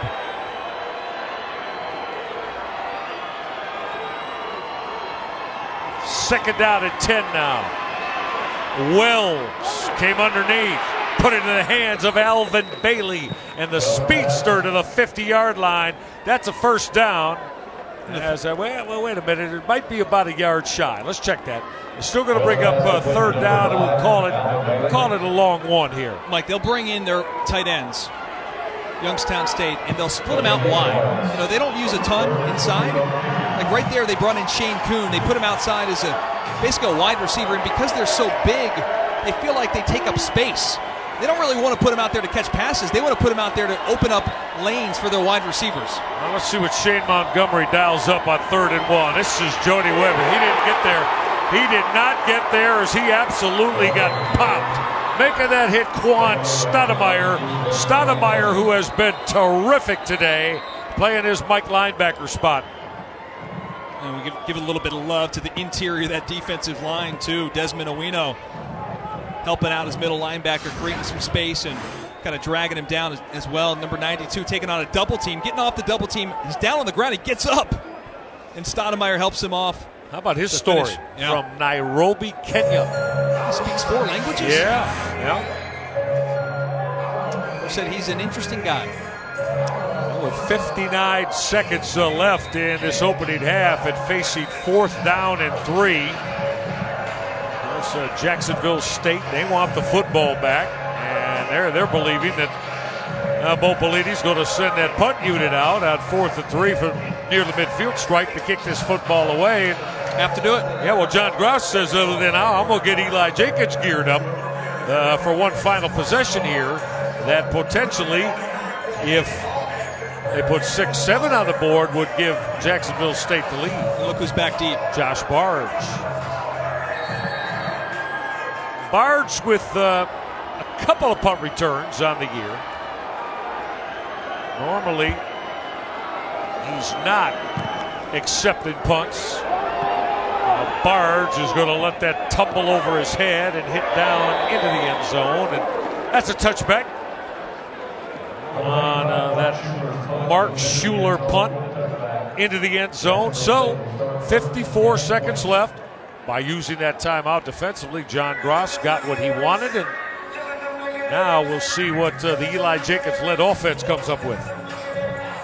And with Youngstown State, really without any of their timeouts as well, there's no reason why, if you're Jacksonville State, to just run as hurry up as you want. The tempo can pick up. You can try and go get yourself some points here before halftime, maybe tie the game or even take the lead if you get the football down the field in a hurry. And I think that last drive, those 2 throws, the one to Barge for 38, and then the touchdown throw and catch and run, by Hester, that can build the confidence of a quarterback who was really struggling, I thought, throughout the first part of this ball game. May have found his good throwing groove, Eli Jenkins. Now Jenkins wants to put it up. Jenkins for Hester and overthrew him. Hester trying to run free of David Rivers, who was in coverage. That tremendous cover corner. David Rivers with those great instincts of his. Michael, Bo Pelini was down here on the sidelines giving his cornerback, DJ Thomas, number 18, an earful. Derek Rivers, by the way, is down. Derek Rivers, the defensive end for Youngstown State, the FCS sack leader. Youngstown State all-time sack leader. A 250-pound senior out of Kinston, North Carolina, being attended to. Let's see if we can pick up, Dustin, where Derek Rivers got injured.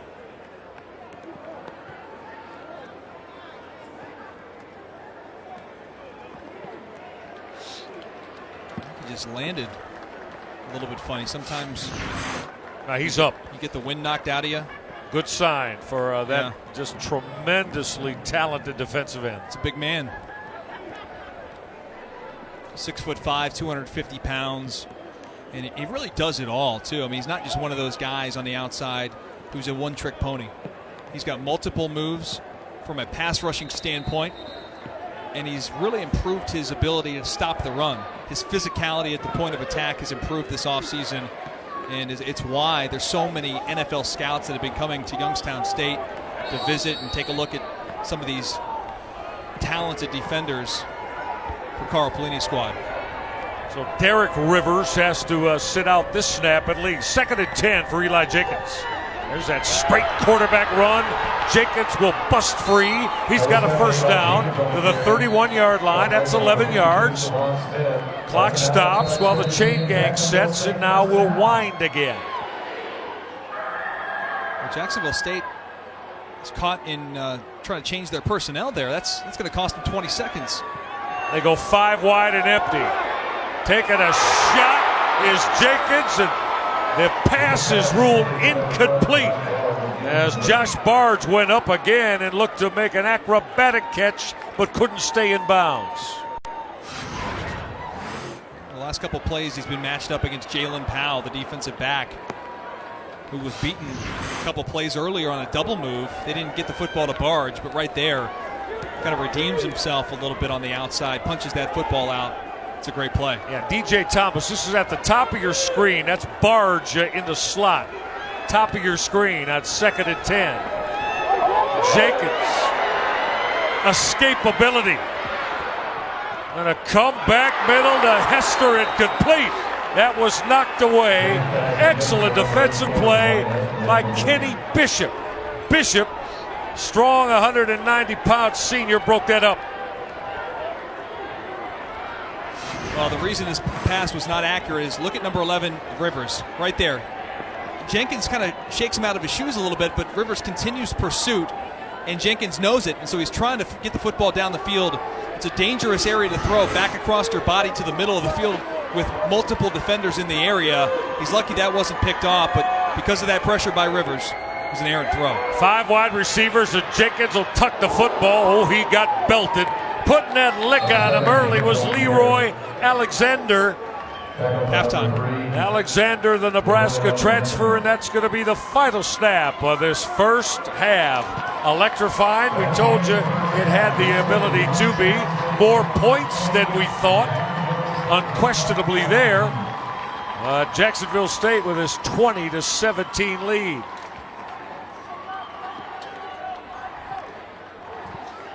All right, let's chat with Bo Pelini here as Youngstown State with his 20-17 lead here in the first half. Hey, Bo, Michael Reggie, Dustin Fox, diversity in your offense today. Pass game's been terrific with both Hunter Wells and Nathan Mays. Bo? Yeah, well, I think we've done some good things on offense and hit them with some plays, and I thought we let a couple opportunities slip by. Where we kick field goals instead of putting the ball in the end zone. But, we got to start playing the ball down the field better defensively, but and executing better on the defensive side, but not a bad half. Coach, we expected a lot of your running attack this afternoon, and it's been the exact opposite. You've thrown for 260 yards and ran for 69. Did you see something on tape this week that maybe you knew you'd have some opportunities? Yeah, I mean, if they're gonna put all those guys in the box, then we're gonna beat them on the outside. Thanks, Bo. Good luck second half. Thank you. It's Bo Pelini, the head coach. That's succinct and to the point. And that's exactly crowding the line of scrimmage. They saw opportunities and they hit it. All right. It sets up what should be a very, very emotional second half for both John Russ and Bo Pelini. 20-17, Youngstown State with a halftime lead.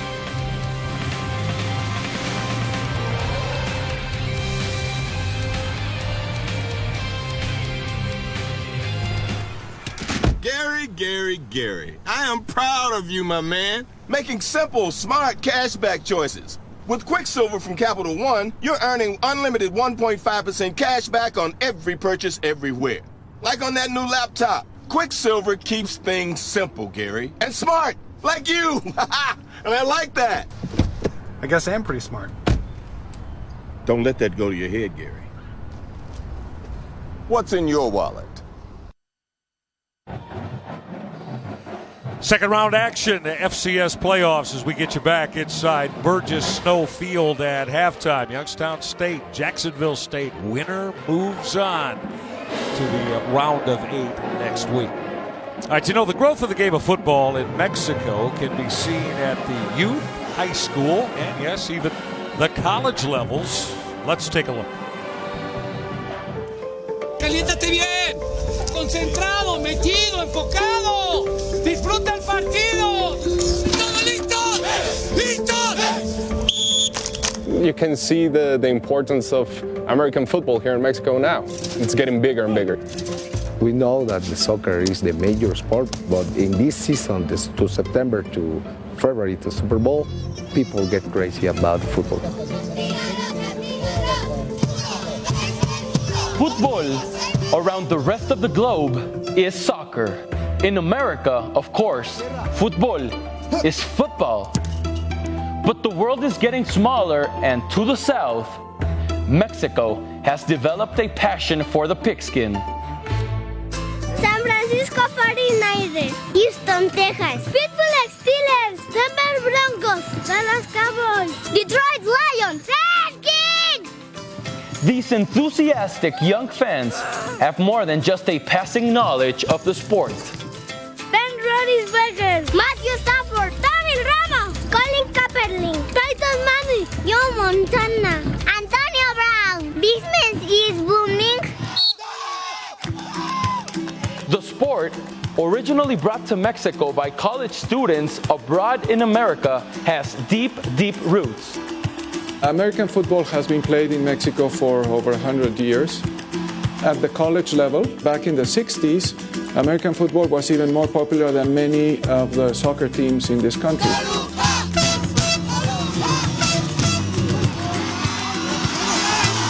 I watch more football. I don't like to watch any game of soccer. It's too boring for me. Una fortaleza mental que te lleve a atreverte a hacer grandes cosas. Estamos de acuerdo. Usa tu fuerza. When I was a kid, it was like you feel different from the other kids because you play football, because it's an aggressive sport. Like I was tougher than the other kids. You would become warriors.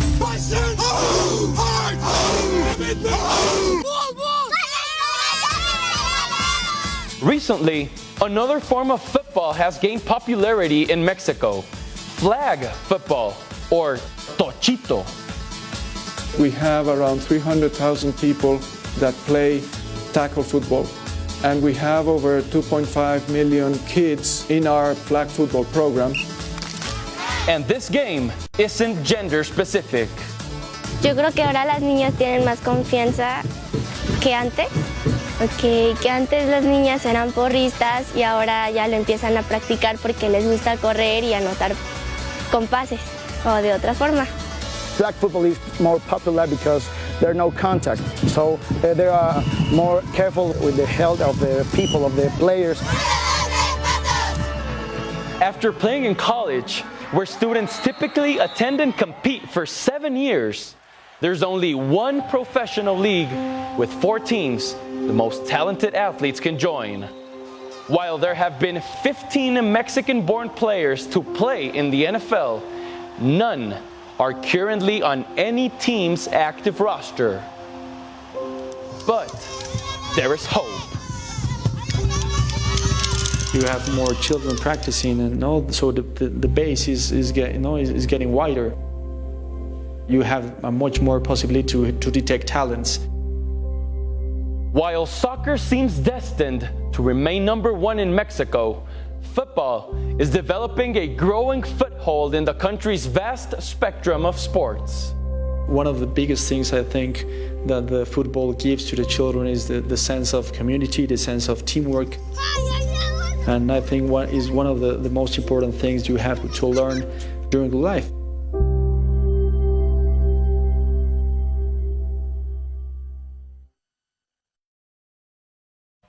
Welcome to Jimmy V Week for Cancer Research on ESPN as we continue our commitment to the V Foundation and Jim Valvano's dream to defeat cancer.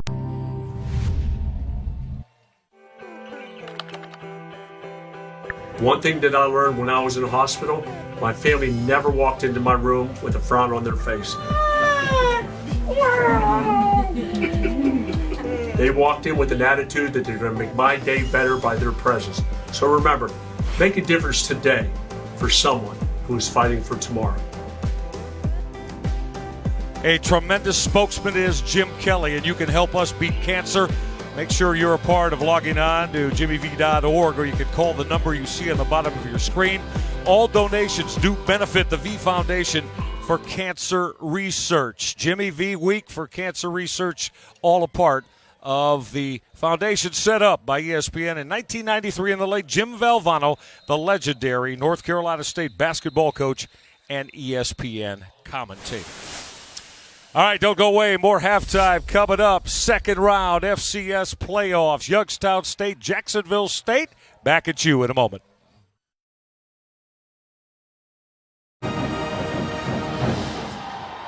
All the flavor of halftime here at Jacksonville State University. What an electrified first half. Youngstown State with a 3-point 20-17 lead over the 3 seed, the Gamecocks of Jacksonville State. Michael Regai, Dustin Fox came on the air today, trumpeting running games for both squads, an excellent defense. And Dustin, lo and behold, we have had explosion plays in the first half. It's been the exact opposite of what we expected in this game. And we talked to Coach Pelini there at halftime. He said, well, they're going to stack the box. What are we going to do? We're going to take some shots down the field. And that's exactly how this game started off. Damal Patterson with a big house call. Good throw by Hunter Wells. We're pretty excited there. Good reaction after the big touchdown throw. But guess what? Eli Jenkins and company, they'd come right back. The terrific Ohio Valley Conference Offensive Player of the Year, getting to the house, tie that one 7-7. And then Jody Webb took over. Webb showed his quicks outside the numbers into the end zone. And we knew he's got terrific playmaking ability from the running back position. He showed it right there. And then it was the passing game. Jamari Hester, the redshirt freshman receiver who's about 6'7", and he's got some speed on the outside to get the Jacksonville State Gamecocks right back in the game. Or as his offensive coordinator Jimmy Ogle says, 6'12". 2017, Youngstown State with the lead at the break. All aboard the Tailgate 2000. Tuba Steve looking shiny. Next stop, college football playoff, man. Larry, thanks for driving. I brought you some Dr. Pepper. Joe Tess, man, it's like I'm the college football Noah. This is my ark. There's room for everyone. Great, because I brought my good friend Jesse Palmer. Why'd you do that? Larry, my man. Hey, do me a favor. Why don't you load these suits in the back, will you? Suits in the back, you got it. Hey, you just go in there and look more handsome for me, will you? I'll take care of these. Road trip!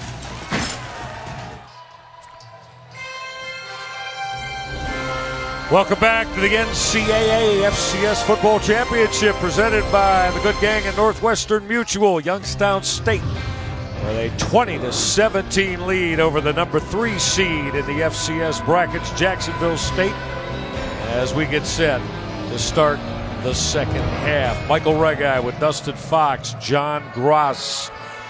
Planning for success, Dustin, let's revisit that. For that man, John Gross, it was turning loose that very stingy defense of his. How did that roll in the first half?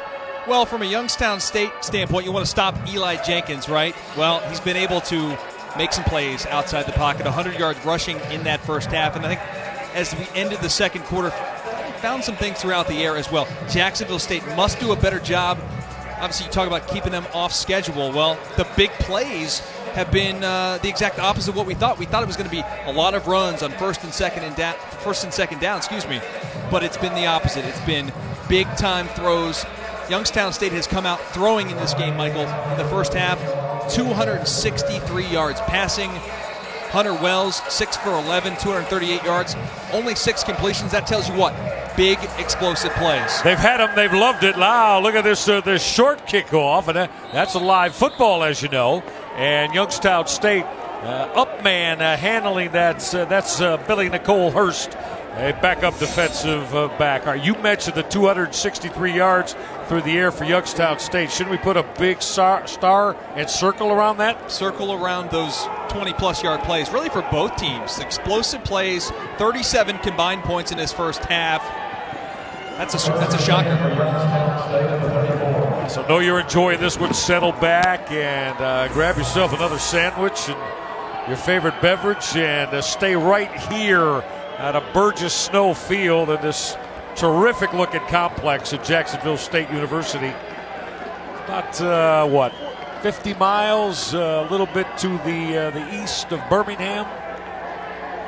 Real pretty campus here in the state of Alabama. And no, it's not just the Alabama Crimson Tide in the SEC Championship game today. Those ribs at Cooter Brown's last night, Michael. Back to work is Hunter Wells. Ground game to start this third quarter for Youngstown State. Jody Webb on the carry. Webb in the first half for Youngstown State. Jody Webb, 6 carries for 52 yards. But the big one, Dustin, was that 37-yard touchdown scamper. Man, that was the explosive one. You were waiting for it to happen. In the previous play, prior to the breakout run by Webb, it was a kind of a 8-9 yard run by Martin Ruiz, the bowling ball at the running back position. Then Webb just really changes the pace up for this offense. 2nd and 9. Wells will throw the out. That's dropped. It was in the hands of tight end Kevin Rader, and Rader wasn't able to secure that. Going to bring up 3rd and long. Rader, 12 catches on the year. They don't throw to the tight end often, and yet Shane Montgomery got them expressed to us. We probably need to do that to diversify a little bit today. I talked about it earlier. They're bringing their tight ends into the game. I don't know if it's so much as a decoy, but because they're big physical guys on the outside, I feel like it creates matchup problems for little defensive backs that have to go up against those big tight ends. All right, this is 3rd and 9 now. Webb offset. Wells will fire that back shoulder throw, and that's going to be pass interference. That is going to be called on Marlon Bridges, the outstanding talent at free safety for Jacksonville State. Pass interference, defense, number 43, 15-yard penalty, automatic, first down. Well, Marlon Bridges is going to be matched up here on the outside with the wide receiver Alvin Bailey, the transfer from Florida. And because that football is thrown before Bailey or Bridges are really ready for the football to come, there's going to be contact between the two, the defender and the wide receiver, and the pass interference call is really an easy flag for the official. All right, just inside the midfield stripe now. On that pass interference that nets the first down. And this is Jody Webb. Webb will come free. Webb with speed. Jody Webb to the corner. Touchdown. Number 2 on the afternoon for the superbly talented Jody Webb.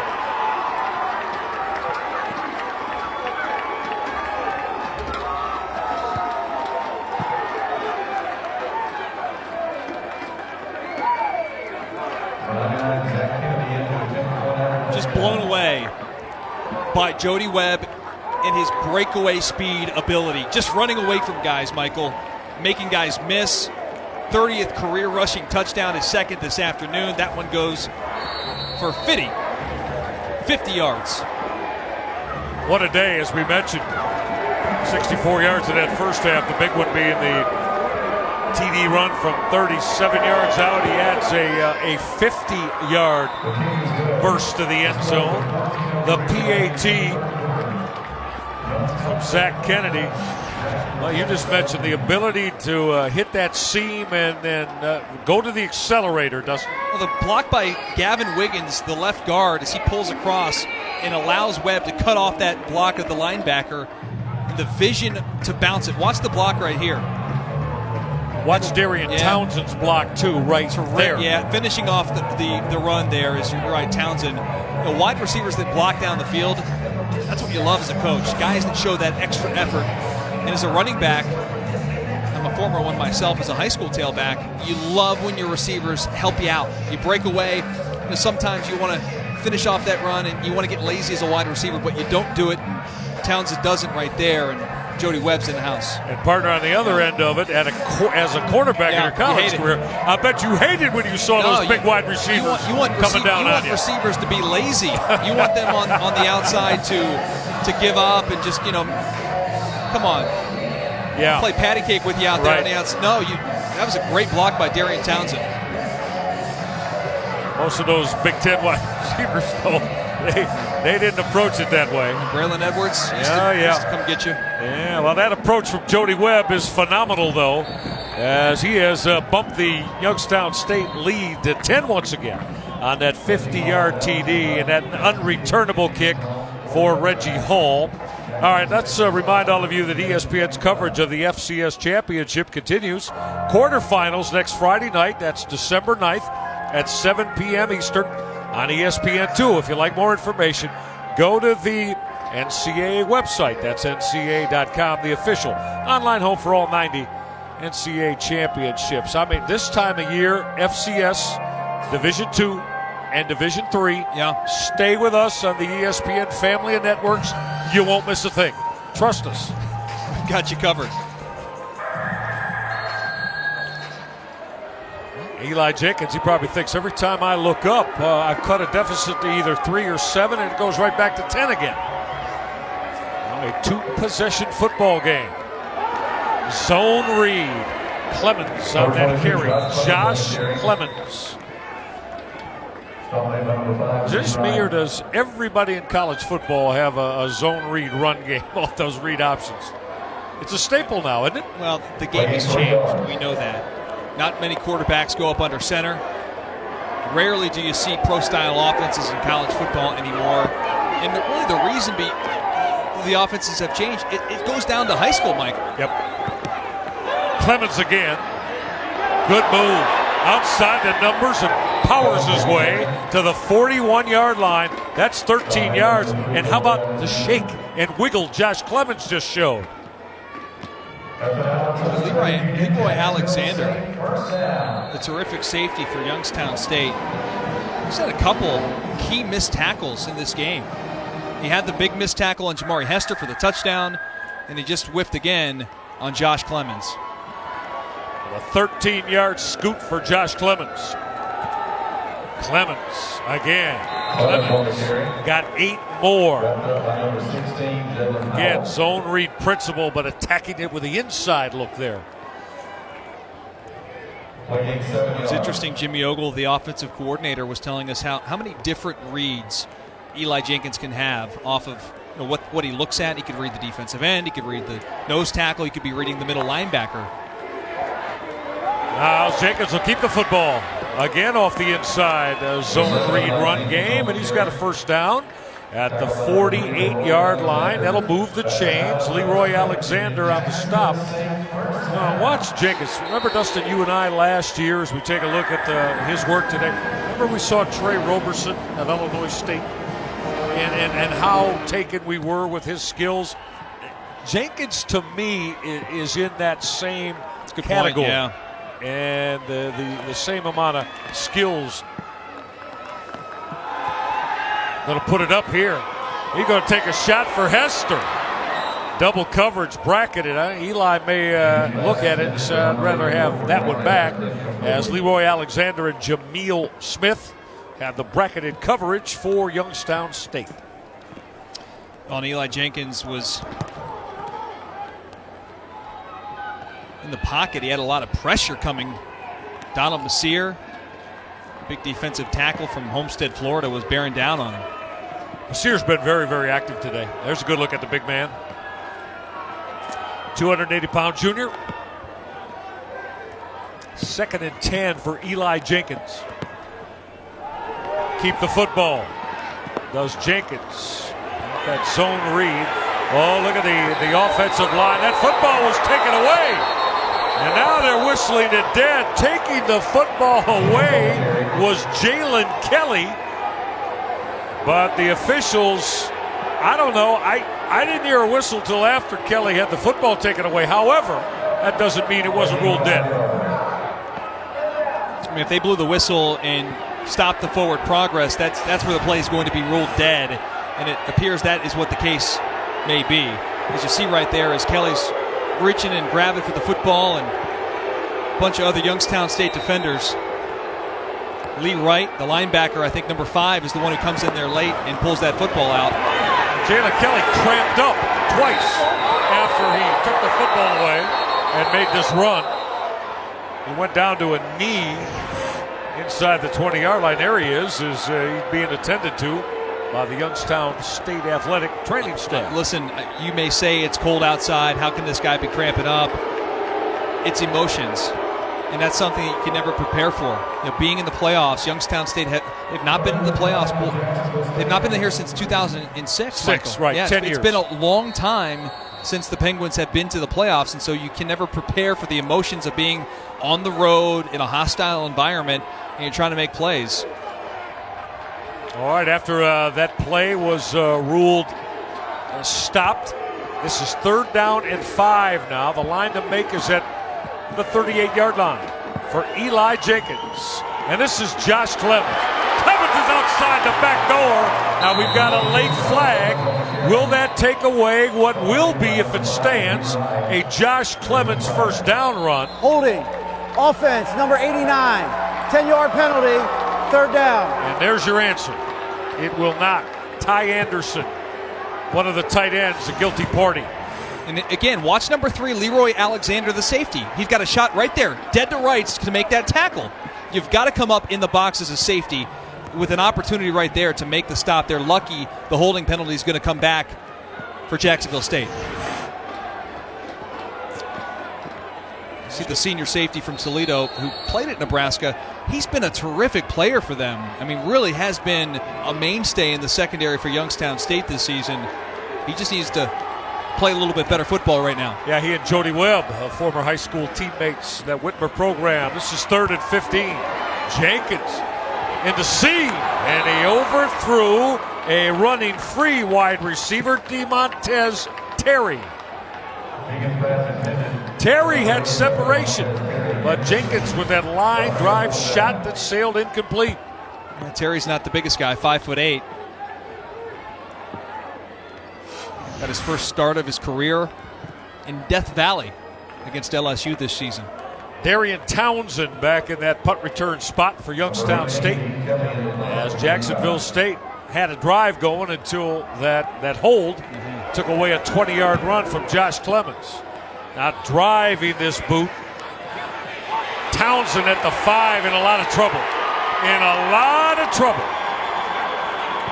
Darian Townsend taken down as he opted to field that punt of Dean Kelly at the 5-yard line, and it kind of puts Youngstown State behind it here as they'll start this drive. 10:59 left in the 3rd. Youngstown State by 10. The native song of Youngstown, Ohio, played his college football at Ohio State, of course, then an assistant coach, and then probably most famously as the head football coach of the Nebraska Cornhuskers with excellent success. Bo Pelini, and he's had his offense in high gear today. They call them chunk plays, Dustin, and Bo's had a lot of them with his squad. He's had a ton this afternoon, and I liked his comments at halftime when I said, would you see something on tape? He said, look, they're going to put 8, 9, 10 guys sometimes in the box. We're going to be all close to the line of scrimmage. We're going to make you back up and respect our passing game. All right, Hunter Wells backed up a little bit. Jody Webb got driven to the ground after he got a couple. Webb taken down out of that secondary by the hard hits of Jalen Hill. Hill made that stop up front. You see Randy Robinson, one of the bigs, the plus 300-pounder. If you're going to flip field position, though, which Jacksonville State hasn't been able to do, Dustin, this is where they need the 3 and out right here. Yeah, when you got them backed up inside their 10-yard line, this is a perfect opportunity to put it on your defense. Hunter Wells, the junior of Navarre, Ohio, run the stretch play. Nothing there. Starting to feel a little bit of a spark is this defense. That's Reggie Mead, who wears number 9, a 300-pound senior on the hit. That's a great job by him running down the line and tracking down Jody Webb from behind. So 6'4", 302 pounds. Yep. Jody Mead. Coral Gables, Florida, backing up one of the, but a lot of the depth that Jacksonville State shows. Well, here's that number, 22% Jacksonville State has been this season, allowing their opponent to get that conversion. So biggest 3rd down of the game by far right now. Wells going to run misdirection, and again Jacksonville State all over that, but a flag flies. Did we get a face mash there as Jody Webb got taken down running that inside misdirect? Personal foul, face mask, defense, number 92. 15-yard penalty, automatic first down. got good eyes, partner. Well, that's huge, Dustin. I mean, we had just mentioned, too, about if they're going to flip field position, they need a 3 and out. They had it until that. Is that Desmond Owino, the young man from Kenya? It's hard to tell. It was 92 or 95 in there, but, yeah, certainly a face mask call, and that's going to bail out the Youngstown State offense here and give them a big first down, and it's a 15-yarder. It looked like Jacksonville State had their 3 and out stop. But that face mask keeps the drive alive. Bubble screen, that's Alvin Bailey. Ooh, did he get belted? Bailey got rocked by Jalen Hill. And now they're barking a little bit at one another. That's a big hit on the outside from Jalen Hill, the fifth-year senior. Marietta, Georgia. Played a lot of football for Jacksonville State, Michael. 3-year starter. Had a great game to end the season against UT Martin. Had 2 picks in that ball game. He was challenged early in this game with some deep throws. But, boy, shows a physicality there from the corner position coming up and making a big stop. Well, Hunter Wells to Alvin Bailey hook up, got 6, right back to the ground game. But on this particular possession, that's the 4th run of the possession, Dustin, of course, with a face mask included. And there's nothing there for Jody Webb. What did we talk about in the first half? A lead with Youngstown State's talented running backs in a defense as stout as the Penguins have been all year in the Missouri Valley Conference. A 10-point lead could feel like 100 to this Gamecocks offense. Jody Webb, you look at the numbers, his all-purpose work, return man as well. He's going to get a respite here. Martin Ruiz, the 205-pounder now in at the running back spot.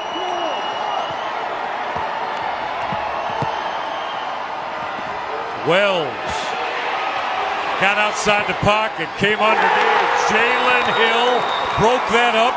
It was intended for wide receiver Darian Townsend. We've been watching, signaling out Jalen Hill. Terrific play. Comes up with a big stop here, but I think this pass could have been completed. Jalen Hill's trailing Townsend. He's open. See, right there, he's open. That football's got to be delivered in front. He's running across the field, so you've got to lead your wide receiver. Don't throw it behind him. That allows Jalen Hill to bat the football down and get the pass break up, and now it's going to force this Youngstown State football team to punt. And it's Josh Barge once again. Football the last time that Barge was in that solo spot was delivered and punted over his head. Now this time didn't hit it real well. As Mark Schuler had that kind of slide off the side of his foot. And Eli Jenkins will start from the 36-yard line. 27-17 as Eli Jenkins, the squad down 10.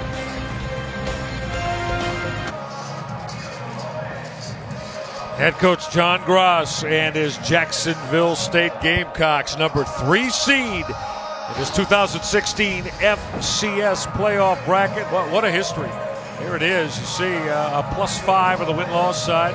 Won their national championship, and they've been to the national championship game 5 times. And Dustin, they were there a year ago and certainly made that a designation they'd like to repeat again in the 16th season. Favorites in that game, too. Yep. Problem is they ran into the number 2 pick in the NFL draft at Carson Wentz. Well, now Eli Jenkins going back to work. Tyus Flakes, the freshman, on the football field. Josh Clemens got ridden down. How about Savon Smith, big number 52 out of Syracuse, New York, on that stop of Clemens. I've been very impressed with Savon Smith and his ability to pursue the runner. Watch him, number 52. He's going to be very patient in there in the hole, and then he just runs down Clemens. That's not the only time he's done that this afternoon. I mean, this guy is, for a big man, very, very athletic. This is the freshman Flakes. Tyus Flakes to the 49-yard line. Jump, stop, cut, shake, wiggle. 13 yards, first down. And Tyus Flakes getting a lot of action, getting a lot of run here in the backfield for this offense. You see the athletic ability, making a couple guys miss there. A little jump cut, picking up the big run, the speedster. Now we have not seen Rock Thomas yet today. Rock Thomas, who Last game of the regular season, 15 totes, 74 yards. Of course, Dustin almost 800 yards and 7 TDs on the year, but have not seen the junior out of Oxford, Alabama.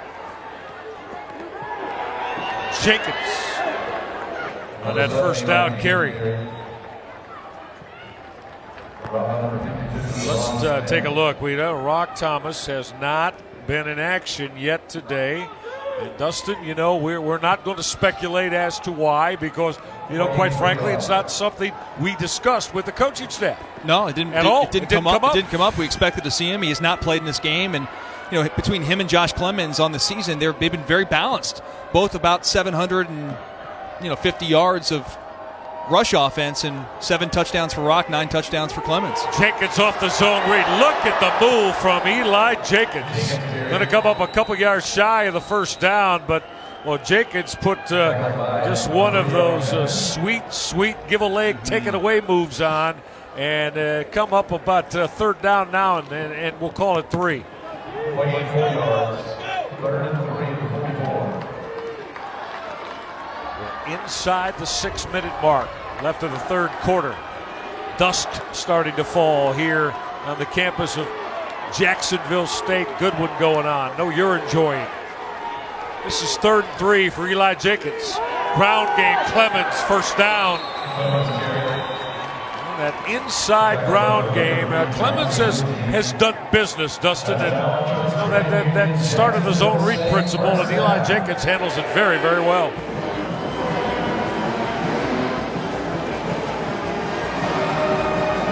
So move the chains for Jacksonville State.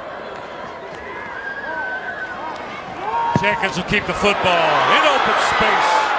Good cut. Eli Jenkins still alive. Powers his way to the 23-yard line. That's 15 yards, Dustin, and I'm going to say 7 after first contact yards. That is. Watch the physicality of Eli Jenkins. He's a big man, too. It's tough to bring him down with one guy. At the end, he spins out of multiple tackles. And back line, go right back to Josh Clemens, the 5th-year senior. Clemens with that first down zone read carry down to the, now after the first down make down to the 15. That's a gain of 8. Michael, this is more along the lines of what we expected coming in. This is a Jacksonville State rush offense that averages almost 250 yards a game. Jenkins will check down. Clemens made the grab and powers his way down to the 2-yard line. Maybe inside the 2.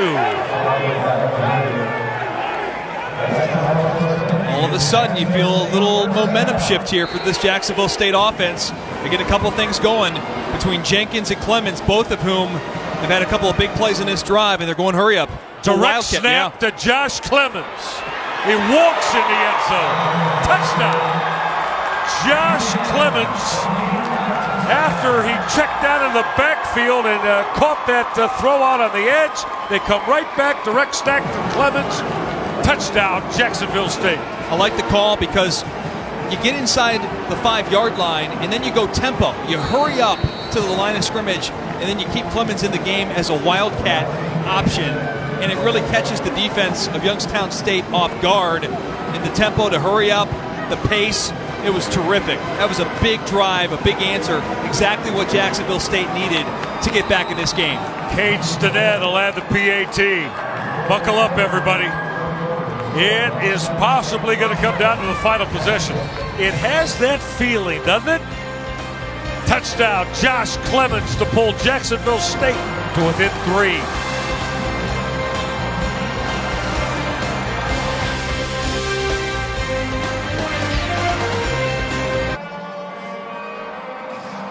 Touchdown maker Josh Clemens, so instrumental in this offense today with Eli Jenkins. And, you know, Dustin, it's the 3rd time today John Gross's squad down 7, responded touchdown. Down 10, responded touchdown. Down 10 again and responded touchdown. So, you know, the makings of a team that has designs on an FCS championship.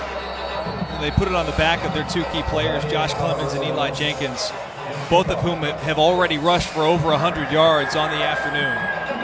Once again, that kick hanging high to the 25-yard line, the very short kick, and on that return for Youngstown State is Jalen Kelly. Got a flag, Michael. I think it's going to be a personal foul on Jacksonville State. This is going to be a big one. A lot of action, a lot of activity on that Youngstown State sideline after the play. The tackle was made, the play was over, and then the official comes in with the flag.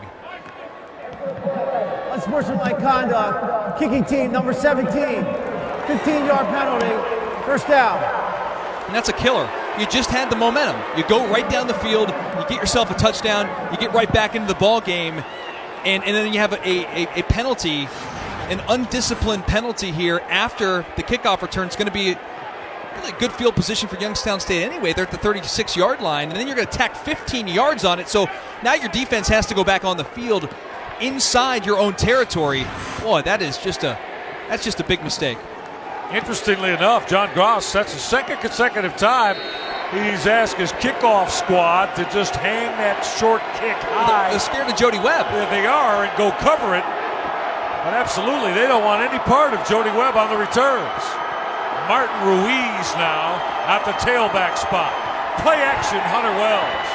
Wells going to fire deep. That is caught once again by Damaw Patterson, who has made his third explosion play catch of the day.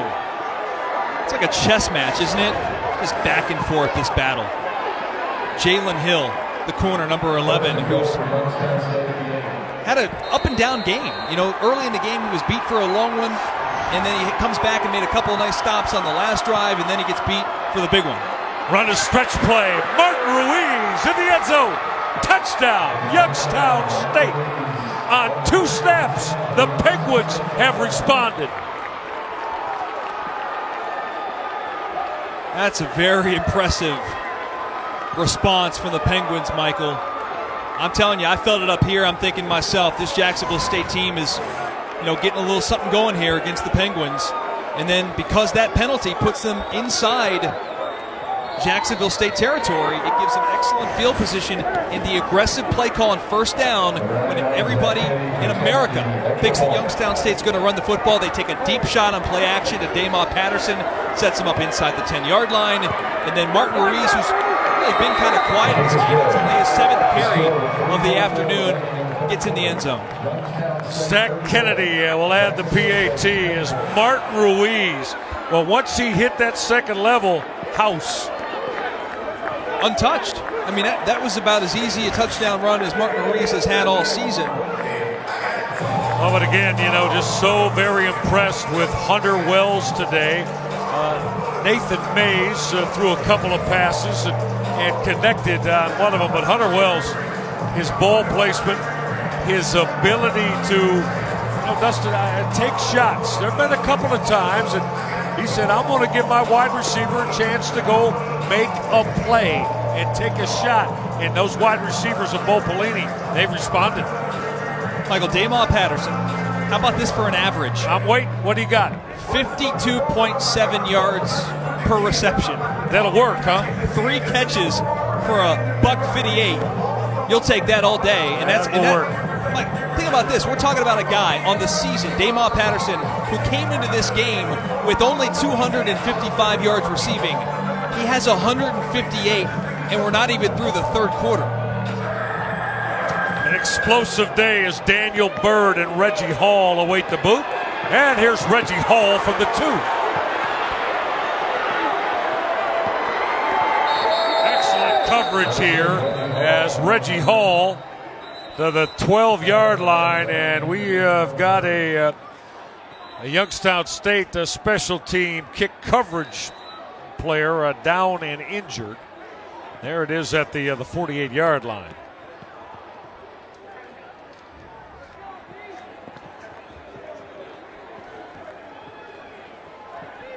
So we'll have to see how this is sorted out. Here's referee Henry Wimberg.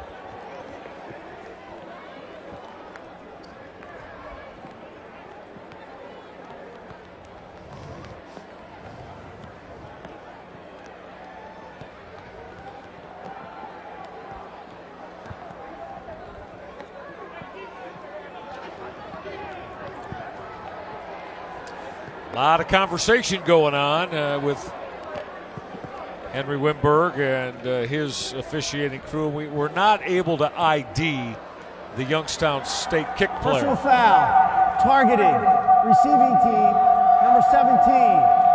The play is under further review.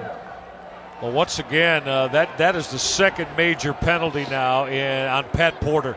Pat Porter, the redshirt sophomore out of Tuscaloosa, he had on the kickoff the personal foul, and now he may have a targeting again. Yeah, sometimes in these kickoff returns, you'll try and catch a guy off guard when he's running down the field, and you're going to see it right here, right near the midfield line. As you see, as he comes in, he's going to just take out one of the players for Youngstown State, and I'm not exactly sure. It's tough from that angle to see exactly who that player is. But that is 100% targeting, forearm to the head or neck area, I believe. Now, I could be wrong because every time we think we're right about these things, we are wrong. But forcible contact to the head or neck area on a defenseless player or using the crown of your helmet at any time on any player is going to be a targeting call. And as the young man is running down there on the coverage team, he just gets knocked out.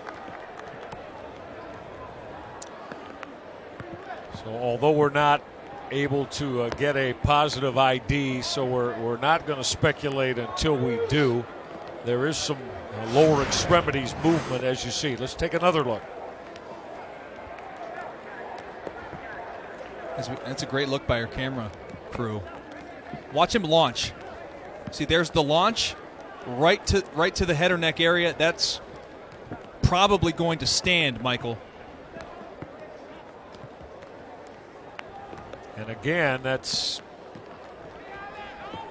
Pat Porter, the young man who received the last penalty. So as the rain comes down, Youngstown State, and for the Penguins, that is Donovan McWilson, the redshirt freshman wide receiver who plays special teams.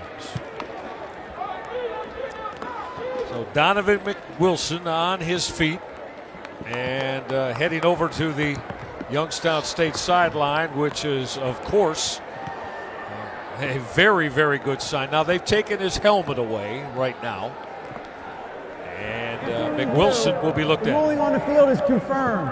Targeting number 17 of the receiving team. He is now disqualified from the game. Youngstown State is declining the yardage penalty. We'll have first down, Jacksonville. I mean, this guy's a tough last couple of minutes for Pat Porter. Costing him the game. I mean, he had the personal foul on the last kickoff, and now on the kickoff return here, on another special teams play, he's going to get called for targeting, and he's ejected. And if they advance, by the way, to next week, if they come back and win this football game, he will have to miss the first half of next week's ball game because the foul occurred in the second half. We'll keep an eye on Donovan McWilson as he's being attended to. Patrick Porter is done for the afternoon. He's being led off the football field, and Bo Pelini now with his lead at 10 at 34-24. The rain is coming down harder here at Burgess Snow Field. Eli Jenkins. That zone read did not go anywhere as Tyus Flakes was taken down. Savon Smith, we've called Big Savon quite frequently today on that stop.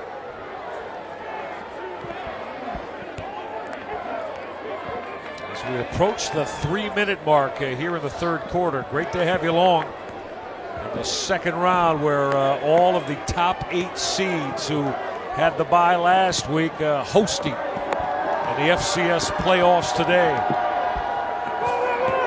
Jenkins will keep the football. Quarterback Eli Jenkins got met by Lee Wright as he hit the 20-yard line. This is going to bring up third down and 5. Five by number 5, Lee Wright. Playing 5 yards. Third and 4 from the 20. I can see the third down conversion work. They've been perfect up to 3rd and 4. After that, it's kind of been a mixed bag for the Gamecocks. 3rd and 4 for Eli Jenkins. Blitz coming. Jenkins kept the football. Well, Jenkins got close to the first down, and once again, Dustin, if he moved these sticks, Derek Rivers stopped him, but that's all Jenkins. He should have probably been stopped for a 1-yard loss. He got the first down. There's no question. That's just his heart and will to try and get this first down. Watch Rivers off the end. He comes inside. It's a really good job by Jenkins to juke Rivers, and then he, of course, uses the extra effort to get the first down. Oh, Eli Jenkins keeping the drive alive. Back to the ground game. Heavy set running back. Not that he's heavy set, but they like to use him in their heavy formations. Josh Clemens, who's had an extraordinary day. I can't believe the legs, the size of the thighs on Josh Clemens. I mean, how difficult must it be to try and get that young man on the ground? Yeah, we've been there, right? Yeah, no question. No fun. Zone read Jenkins, he's free. Eli Jenkins finally corralled at the 38-yard line. That's 33 yards and a first down for Eli Jenkins. Watch, he's going to read the defensive end right there. Linebacker, actually. It's going to be Armand Delavade. He reads Delavade. He comes down with the running back, so he pulls it back and puts it in his own belly, and he runs off right down the hash marks for a big gain. Now for the 38. Go with a bit of misdirect to the freshman, Tyus Flakes. And Dustin, as I mentioned the last possession, this is the third time that Eli Jenkins took his offense on the field down by 10 points. Touchdowns the last 2 times. Yeah, he's responded. There's no question, Mike. The last 2 possessions, touchdown, the last drive, 4-minute drive, 64 yards, and now, of course, moving on this drive. Yep. Down by 10 twice today after Youngstown State touchdowns, and Jenkins has gotten the squad in the end zone. Go right back to Josh Clemens. Clemens will dunk and dive his way inside the 35, and this is going to bring up 3rd down and significant here for Eli Jenkins. 3rd down and 7. As we wind it down to 15 seconds here in this 3rd quarter. Clemens will empty out. 5 wide receivers now for Eli Jenkins. It's going to be quarter. No snap as that game clock hits 000. John Gross and his football team down by 10. Bo Pelini and Youngstown State, 34-24 lead.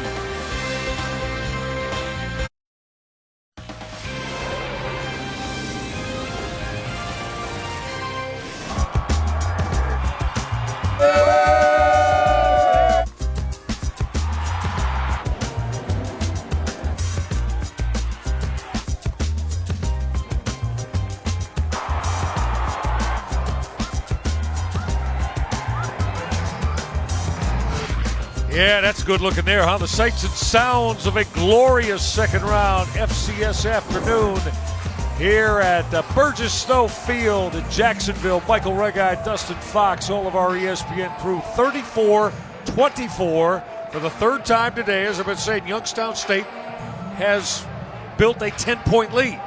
The last 2 times they got up 10, Eli Jenkins responded and touchdown and got Jacksonville State back to within 3. Can he do it again as he's got his squad on the move and facing a 3rd and 7? Jenkins going to keep the football. Got upended on a strong hit from Lee Wright at the 30-yard line. Decision time now for head coach John Gross. This is going to bring up 4th down and a long 3. Oh, you got to go for this. You're down 10 points, 4th quarter. This is where you put it all on your offensive line and on the back of Eli Jenkins. Is there any question in your mind who's going to get this football? It's a read option. Josh Clemens, Eli Jenkins in the backfield. 4th down, short 3, long 2. Jenkins going to put it up, wants it all, Incomplete. He was looking to go to his wide receiver on that, Josh Barge, and it was broken up. Michael, don't like that call. Don't like that call one bit. You have been running the football for 6 yards a pop. I understand Barge should probably make that catch on the outside, but that's a shot. I mean, it's all or nothing. You have an offense that has just been moving up and down the field, running the football with Clemens and Eli Jenkins. Boy. Mark that down. Yeah, because it turned it over on downs. And the reason I brought up what I did is, now listen, I know it would have been a 48-yard field goal, but a 3-point make would have brought you back to within 7 with the entire fourth quarter to play. So I grant you it would have been 48, but keep it in mind, this is Hunter Wells. Wells almost got picked off, probably should have been picked off as he tried to force that into the seam and around the football and breaking that up for Jacksonville State. Making that breakup was Quan Stoudemire, the middle linebacker. Well, Stoudemire nearly comes up with the interception. He gets 2 hands on it as they're trying to get the tight end Shane Kuhn over the middle. And then, of course, number 5, Siren Neal, comes in and just bats that ball away because Kuhn nearly makes the reception off the tip pass. 2nd and 10 now. Back to the ground game. And that's Martin Ruiz, who walked in on the last Youngstown State possession for the touchdown. Ruiz got 5. This is going to bring up 3rd and 5 if we've come a minute deep into this fourth quarter.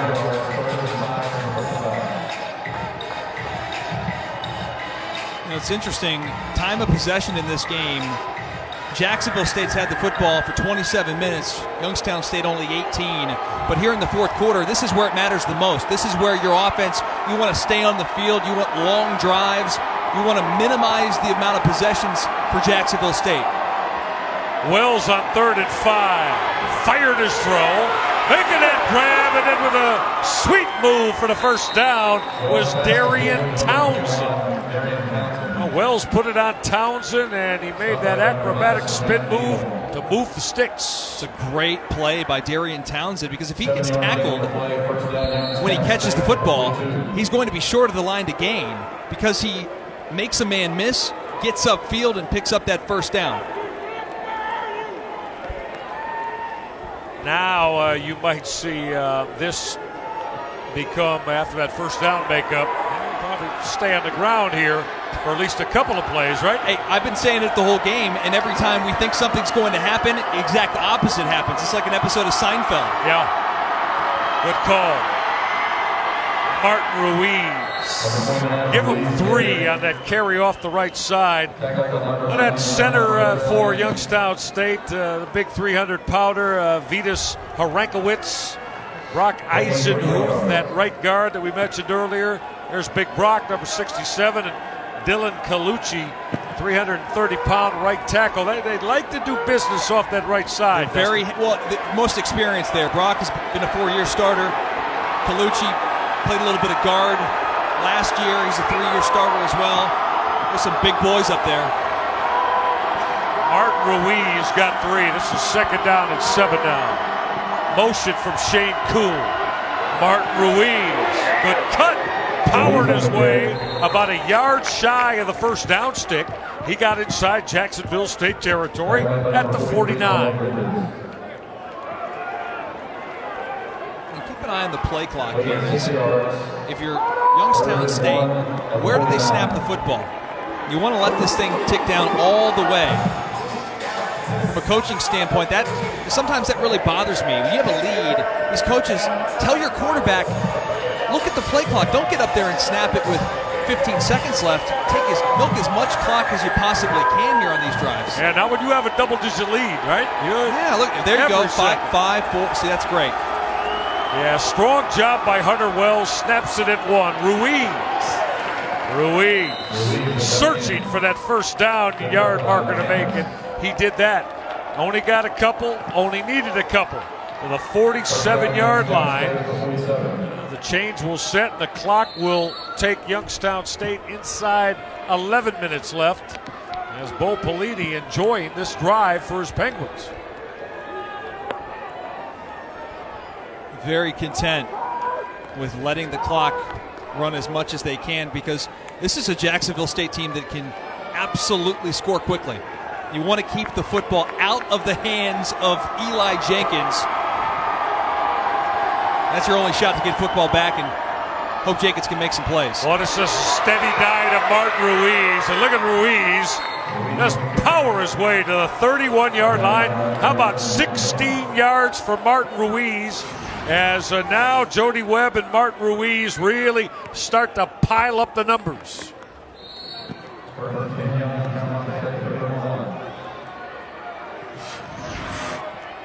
Yeah, between all the rushers for Youngstown State, they're averaging over 6 yards a carry. And Ruiz, who has 12 carries for 55 yards, 5.0 average right on the button. It's been Ruiz on this drive. He'll take it. Jody Webb getting a respite. He's had a huge day. Both guys have 12 carries. Ruiz again. Maybe only give him one down to the 30-yard line. So bring up 2nd and 9, and we're now coming inside the 10-minute mark. And now Jody Webb, you see, will give Martin Ruiz a blow as 5 carries on that drive, on this drive for Ruiz.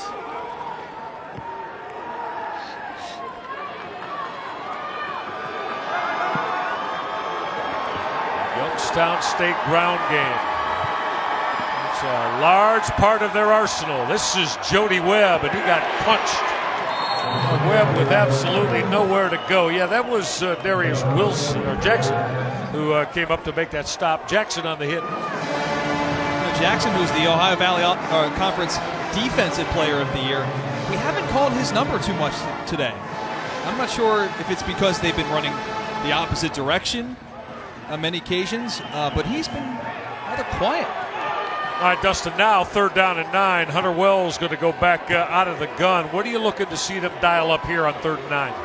I'd imagine they're just going to take a shot to the end zone. I mean, that seems to be what they've been doing so far. I'd be looking at number 5, Alvin Bailey, who's in the slot, matched up against the freshman safety. Blitz coming. Wells will trigger the out. Going to come up short of that 1st down. Darian Townsend made the catch, but an excellent hit by Reggie Hall, who came up and took Townsend to the ground. It's a great tackle by Reggie Hall on the outside. You know, they came into the season with a lot of question marks in the secondary, and Reggie Hall has been one of the bright surprises in the back end. Coach was telling us this week they thought he was kind of a question mark at the cornerback spot opposite Jalen Hill, but he's had a nice season. All right, Bo Pelini's going to send his field goal unit out to try to bump this lead to 13. I don't love it. 46-yard field goal attempt for Zach Kennedy. The line drive shot. He got it. It stayed inside the right upright from 46 yards out. Zach Kennedy. Well, that was a risky call after he missed a 46-yarder early in this game. Talk about redemption. Zach Kennedy as the Penguins up 2 scores.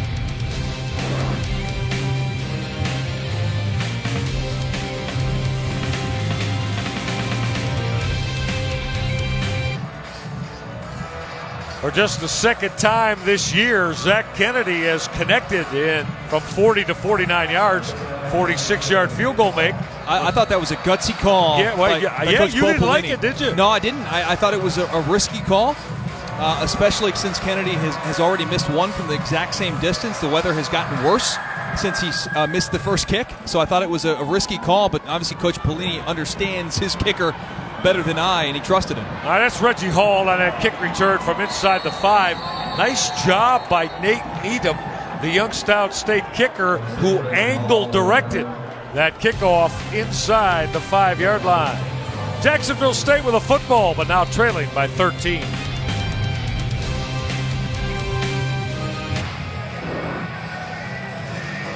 Eli Jenkins, highly decorated, as we've discussed throughout the course of the telecast today. One of the finest quarterbacks at any level.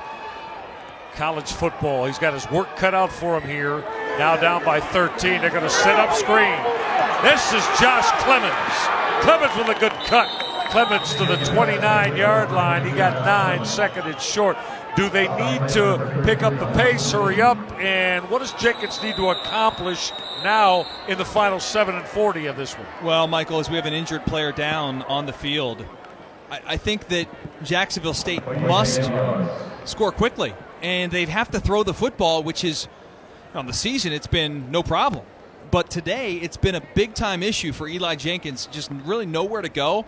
And because it hasn't worked, I feel like they have given up on the passing game. And listen, 7:40 to go in the ballgame. You're down 13 points. You've got to go quick, and you got to throw the football. Eli Jenkins, on the afternoon, 5 for 17 for only 121 yards. So that's not good enough. I know he's ran for $177, but being down 13 points, man, that's a lot against this Youngstown State defense. Interestingly enough, this year, Eli Jenkins' completion accuracy down to 52%. As you get a look at Youngstown State's defensive end, Johnson Llewellyn, who is being helped off the football field. But Dustin, Eli Jenkins, as we take a look at this,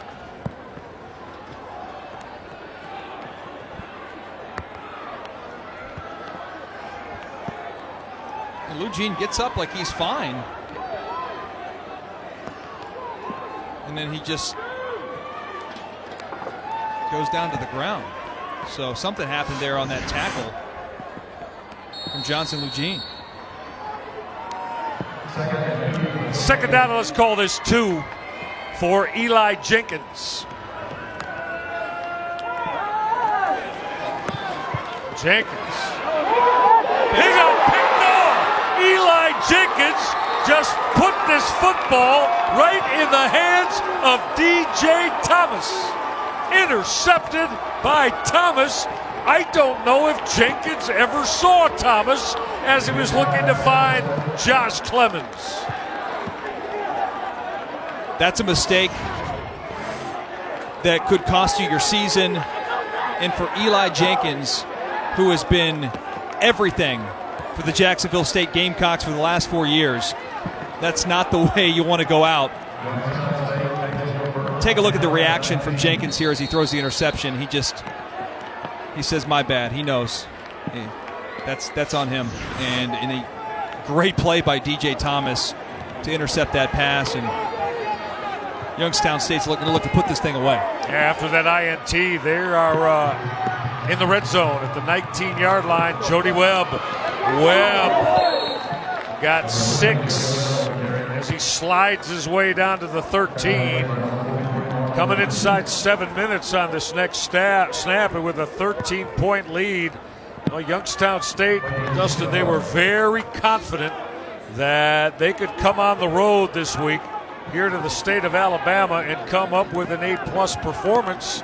And while it's not over yet, that they've done to this point. Yeah, they've dominated this game, really. I mean, physically, they've been able to pass the football. They've been able to run. They've been balanced here, especially in the second half. I've been just very, very impressed with Bo Pelini's squad today. Again, Hunter Wells will take that play clock to 1, and that's a first down as Jody Webb got upended at the 12-yard line. And we know one gentleman that's very much enjoying this. We thought we were going to have the president of Youngstown State University, one Jim Tressel, with us today. And Coach Tressel not able to get here to the state of Alabama, and yet we know the former highly successful, I like to call him an educator, Dustin, and I know Coach Tressel likes that. Yeah, there's no he's doubt. Coach, but he's an educator as well. I know Coach is watching back home in Youngstown, and certainly happy with his football squad. All right, play clock at 2, and Hunter Wells is going to head over to head coach Bo Pelini and offensive coordinator Shane Montgomery and bring the offensive unit with them. But this young man here, Hunter Wells, very impressive. And would we say he's an afterthought? We'll take a break and finish it.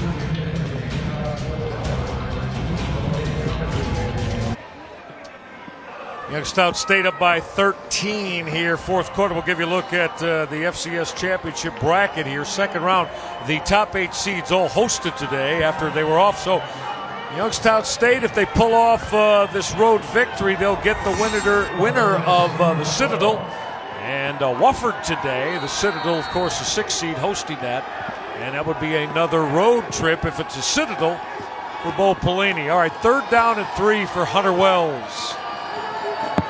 This is Martin Ruiz. Ruiz searching out that 10-yard line. And he is going to get knocked down just before that line to gain. Are they now going to, they're not going to measure this. Really, they said they don't need to. It's going to be 4th down and short. And Bo Pelini, his offensive units here. Penguins are looking at Bo Pelini. Coach, we're going for this. Let's go. And Coach Pelini says, no, we're not. We're going to add 3 more points on the board. Yeah, you have to at this point. You have to make it try to make it a 16-point game, because at that point it would obviously require 2 touchdowns for Jacksonville State and 2 2-point conversions. So not over by any means. We know what Eli Jenkins is capable of, and looks like Kennedy's going to boot that one through. So that field goal make will tack 3 more on, as it's been a big day for Zach Kennedy. And this lead now has ballooned to 16 at 40-24. So on a 2-possession game. ESPN's coverage of the FCS championship continues with the quarterfinals. That's next Friday night, December 9th at 7 o'clock Eastern on ESPN2. For more info, go to NCAA.com, the official online home for all 90 NCAA championships. Rain coming down hard, and we appreciate all the hard work of our crew, our producer Rick Willenzik, our director Jimmy Lee Starling, all of the gang that have made the trek here to Jacksonville, Alabama, and all the guys and gals braving the elements and giving you all the pictures and sound from Jacksonville State University today.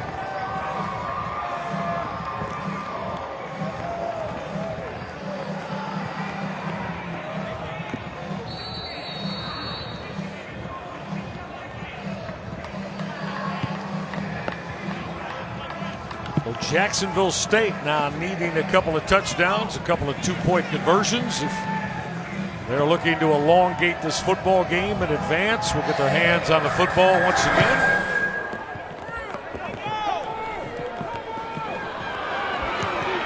And from inside the 5-yard line on that return as Tyus Flakes. And Flakes got belted down before he could reach the 15. Jamar Pinnock on that special teams hit for Youngstown State. Pinnock, the starting linebacker, nickel linebacker, running down on special teams, making a big stop. When you look at Jacksonville State's second half offense, Michael, only 7 points. So they need to pick it up here in a hurry with only 5 minutes left to go. They do have all 3 timeouts remaining, but boy, they got to hurry quick. Eli Jenkins will try to pick himself up after he threw that ill-advised interception. Now Jenkins will step up, float his throw. Clemens made the grab. That's the first down to the 33-yard line. That's 19 yards. Now that is improvisation and ad-libbing, is it not? That's what he does. I mean, he's such an athlete. When he can escape the pocket and find somebody in a zone coverage, that's pitch and catch. 19 yards on the hookup from Jenkins to Clemens.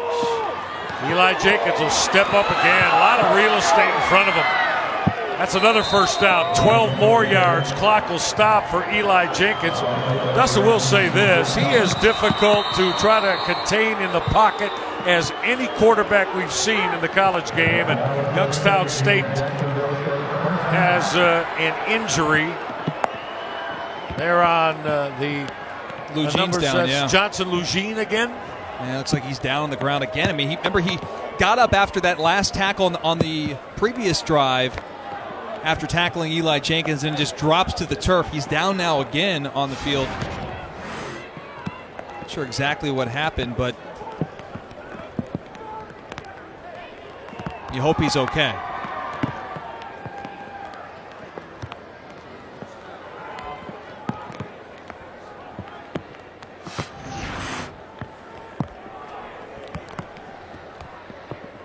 Now, you hope the player's okay, but this is an advantage for Youngstown State's defense because Eli Jenkins just had a couple of big plays, picked up a couple first downs. They had the tempo going, and now they have to huddle back up and wait for the injured player who's down on the ground.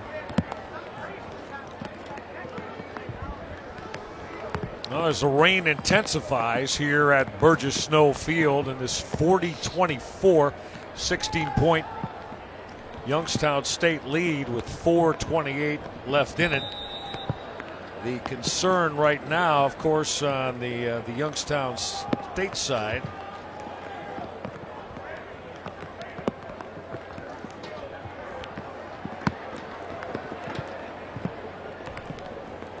we'll be right back.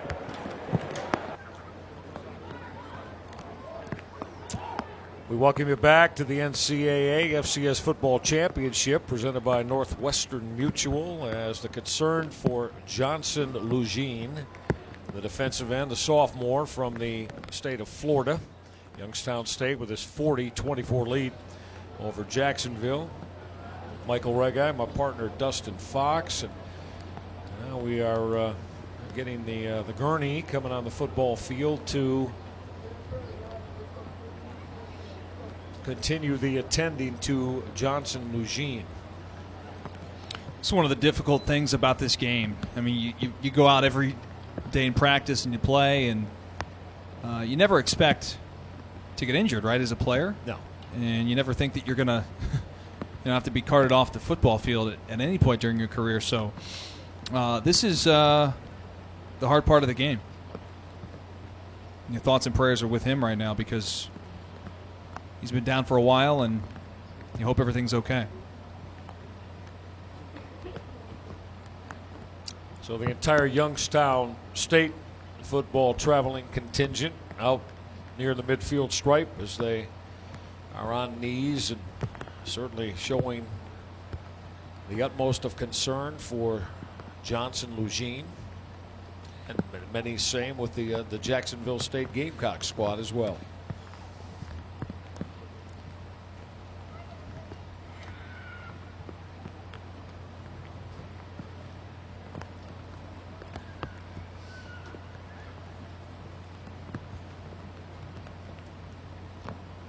Dustin, this is the reality part of the game that we all love.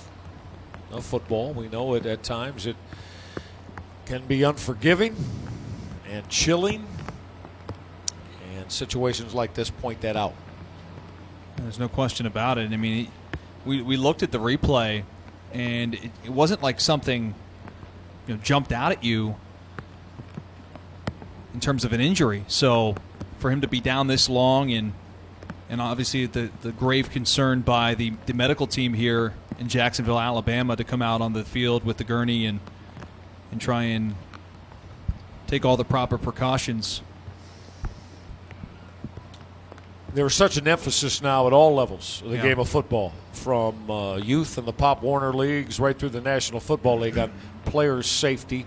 And sometimes, Dustin, I think, I know we're probably guilty of it because we love the game so much. We once in a while say, oh, that wasn't egregious, let them play, sure. But these are the type of moments that point out why that type of emphasis is in the right spot. There's no doubt. It's all about player safety, and we all love to play the game. We love to watch it, consume it, but the reality is you never know when something like this can happen. All right, let's step aside for a moment, and our thoughts and prayers will continue with Youngstown State's Johnson Lugine. We'll be right back to Jacksonville, Alabama.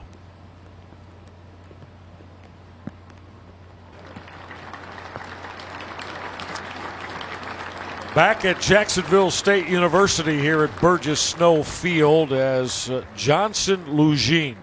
He's a sophomore, as you see, out of the state of Florida. And our thoughts and prayers are with him, as we said, as he will get further attention at the hospital designated here in Jacksonville. So keep Johnson Lugene in your thoughts and prayers, everybody, for the rest of this day, please. 4:28 left. It's a 16-point Youngstown State lead at 40-24. Eli Jenkins, the quarterback of Jacksonville State, has racked up 3 first downs on this drive, he and his offensive mates. But Dustin, they need a lot, and they need it quickly. And, you talk about having an injured player in real time, and that was probably a 10-minute delay at least. And you got to come back out here and play football, which I'm sure to a lot of people after seeing something like that is difficult to do. But you have to finish this ball game, and Jacksonville State, still in it, down 2 scores, and they got to come out here and try to get that tempo back up. Jenkins to put it up. Now you're going to take a shot deep for Barge, and that's incomplete. Over the head and out of bounds of Josh Barge, and that throw was not catchable. There was a little contact, but deemed to be uncatchable as Barge ran his route on that sideline. His coverage was from DJ Thomas. Running down the football twice today, Dustin. Josh Barge. Eli Jenkins has only completed 7 passes. Yeah. 2nd and 10. Set up screen. Lee Wright had that sighted up as he came in and blew that up as that screen was intended for Josh Clemens. 3rd down and 10.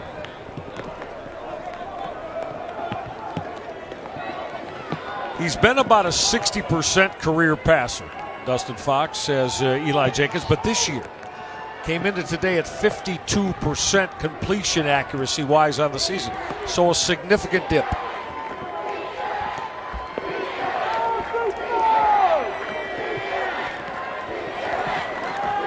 On 3rd and 10, Jenkins going to take a shot. Hester broken up beautifully as making that defensive play was Leroy Alexander. It looked like Hester had his hands on the football momentarily. And it looked like that one could have been hauled in by Hester. Look how tall he is, and then he goes up to get it. But Leroy Alexander comes over and makes a good play on the football. Yeah, that wasn't on Jenkins. That was good ball placement. Yeah, good job by Alexander. And 4th and 10, Michael, game on the line. Yep. Here's a football game. Blitz coming. Jenkins going to put it up again. Incomplete. Turn it over on downs to Youngstown State. Michael, Youngstown State realized that this was the football game all in one play. And what they decided to do, they decided to bring the house. They're going to bring pressure from every different direction. Linebacker Jalen Kelly's going to come around right up the middle here, number 40. And also Savon Smith. Number 52 is going to get a lick on Eli Jenkins. Kelly and Smith both with the pressure. And then great coverage down the field. Nowhere for the football to go and to be completed. And with that 4th down stop by Youngstown State, that just might do it. Jacksonville State has all 3 of their timeouts left, and you would imagine after each run play here that head coach John Gross is going to start using them. Jody Webb got the corner. Webb outside the number, stayed in bounds and went down smartly at the 39-yard line. That's a gain of 6, so John Gross will not burn one here. Smart by Jody Webb. He knows he's got a pretty good gain here as he bounces this outside. I mean, that play is designed to go up the middle, but it's sniffed out by Joel McCandless, and Webb just sees nowhere to go up the middle. He bounces it outside, picks up the 6 yards, and says, well, I'll just get down and force Jacksonville State to either take a timeout or we'll just run this play clock down as much as possible and burn as much time. Yeah, Hunter Wells has been doing a terrific job with that. He'll snap it at 2, and this is Jody Webb again. Webb, first down, and a lot more.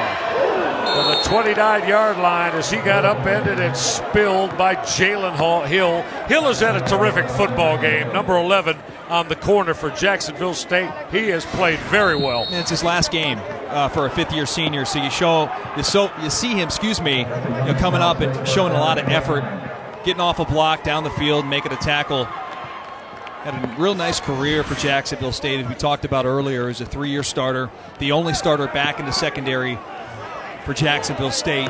Very young back there.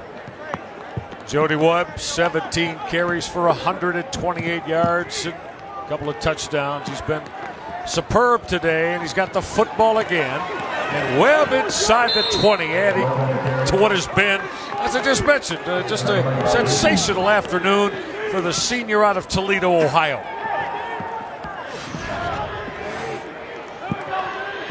And they fake the jet sweep, and then Webb just comes up the middle. A couple missed tackles at the point of attack. And because that's a 9-yard game, it's not a first down. Clock won't stop, and I don't think Jacksonville State's going to use any timeouts here.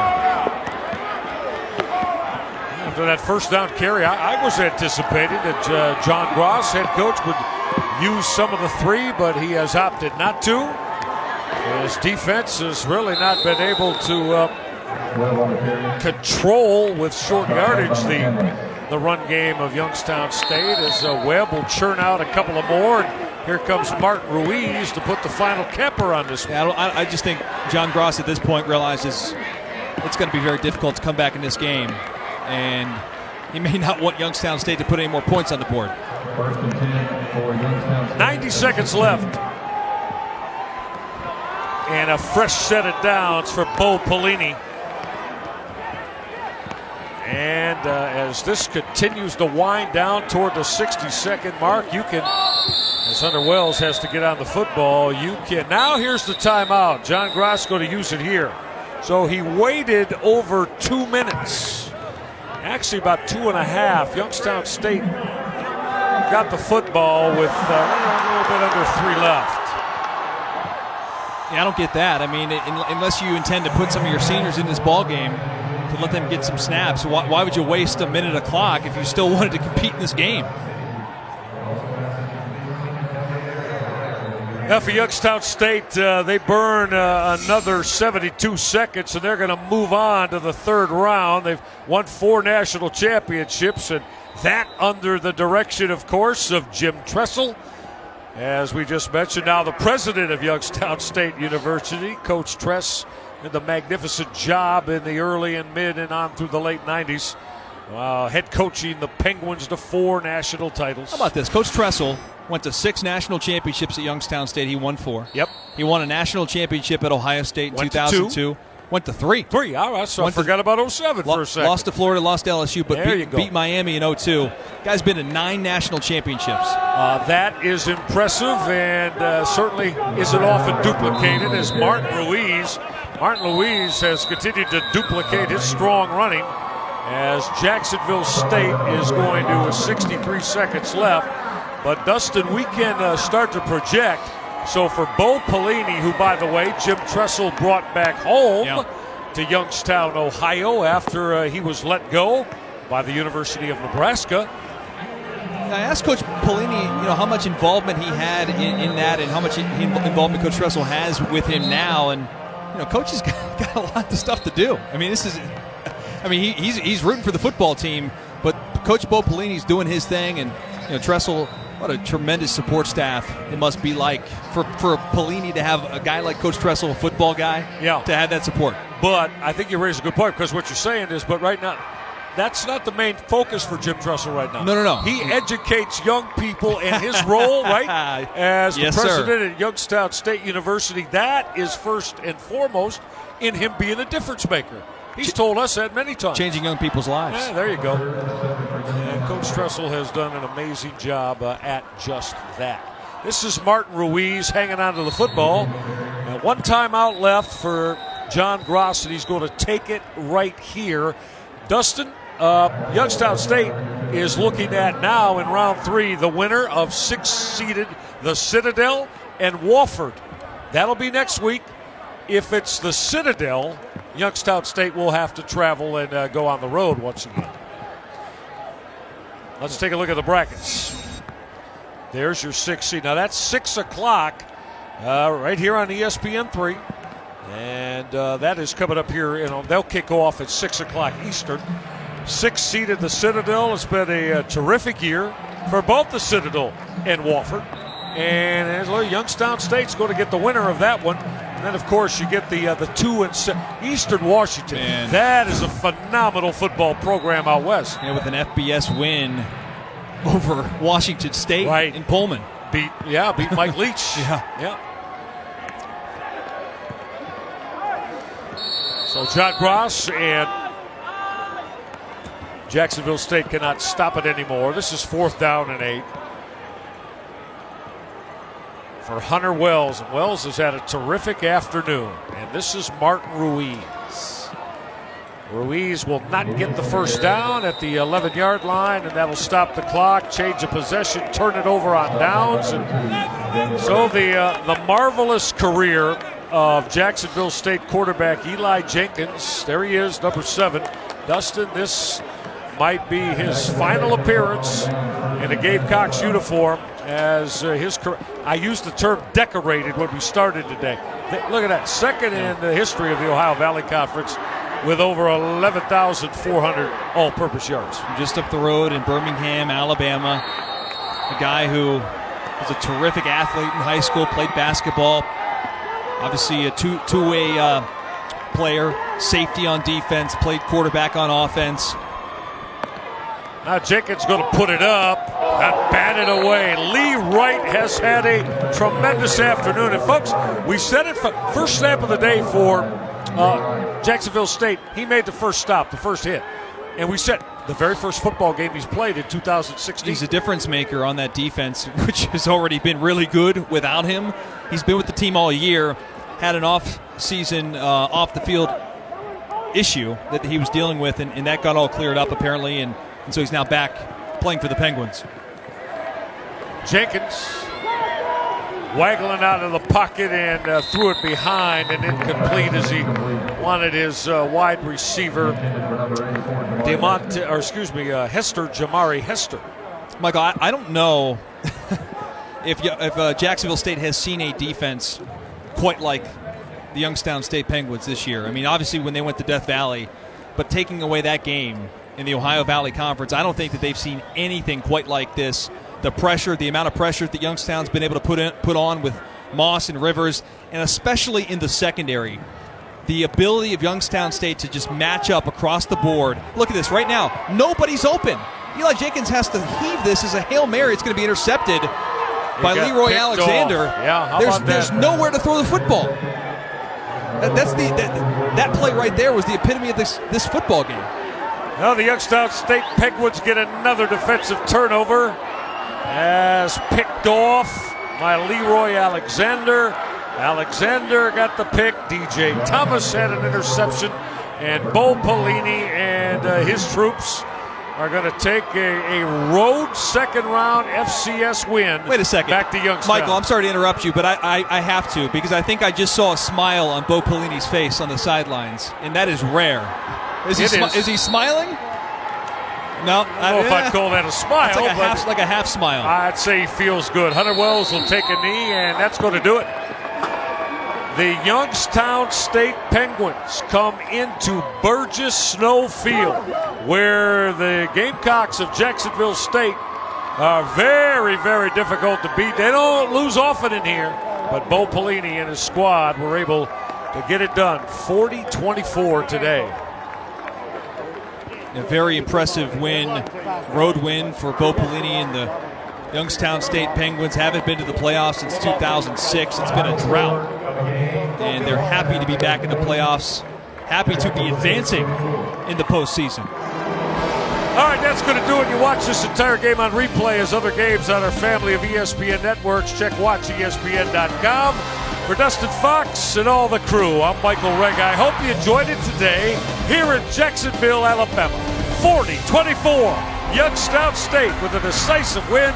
This has been a presentation of ESPN. So long, everybody.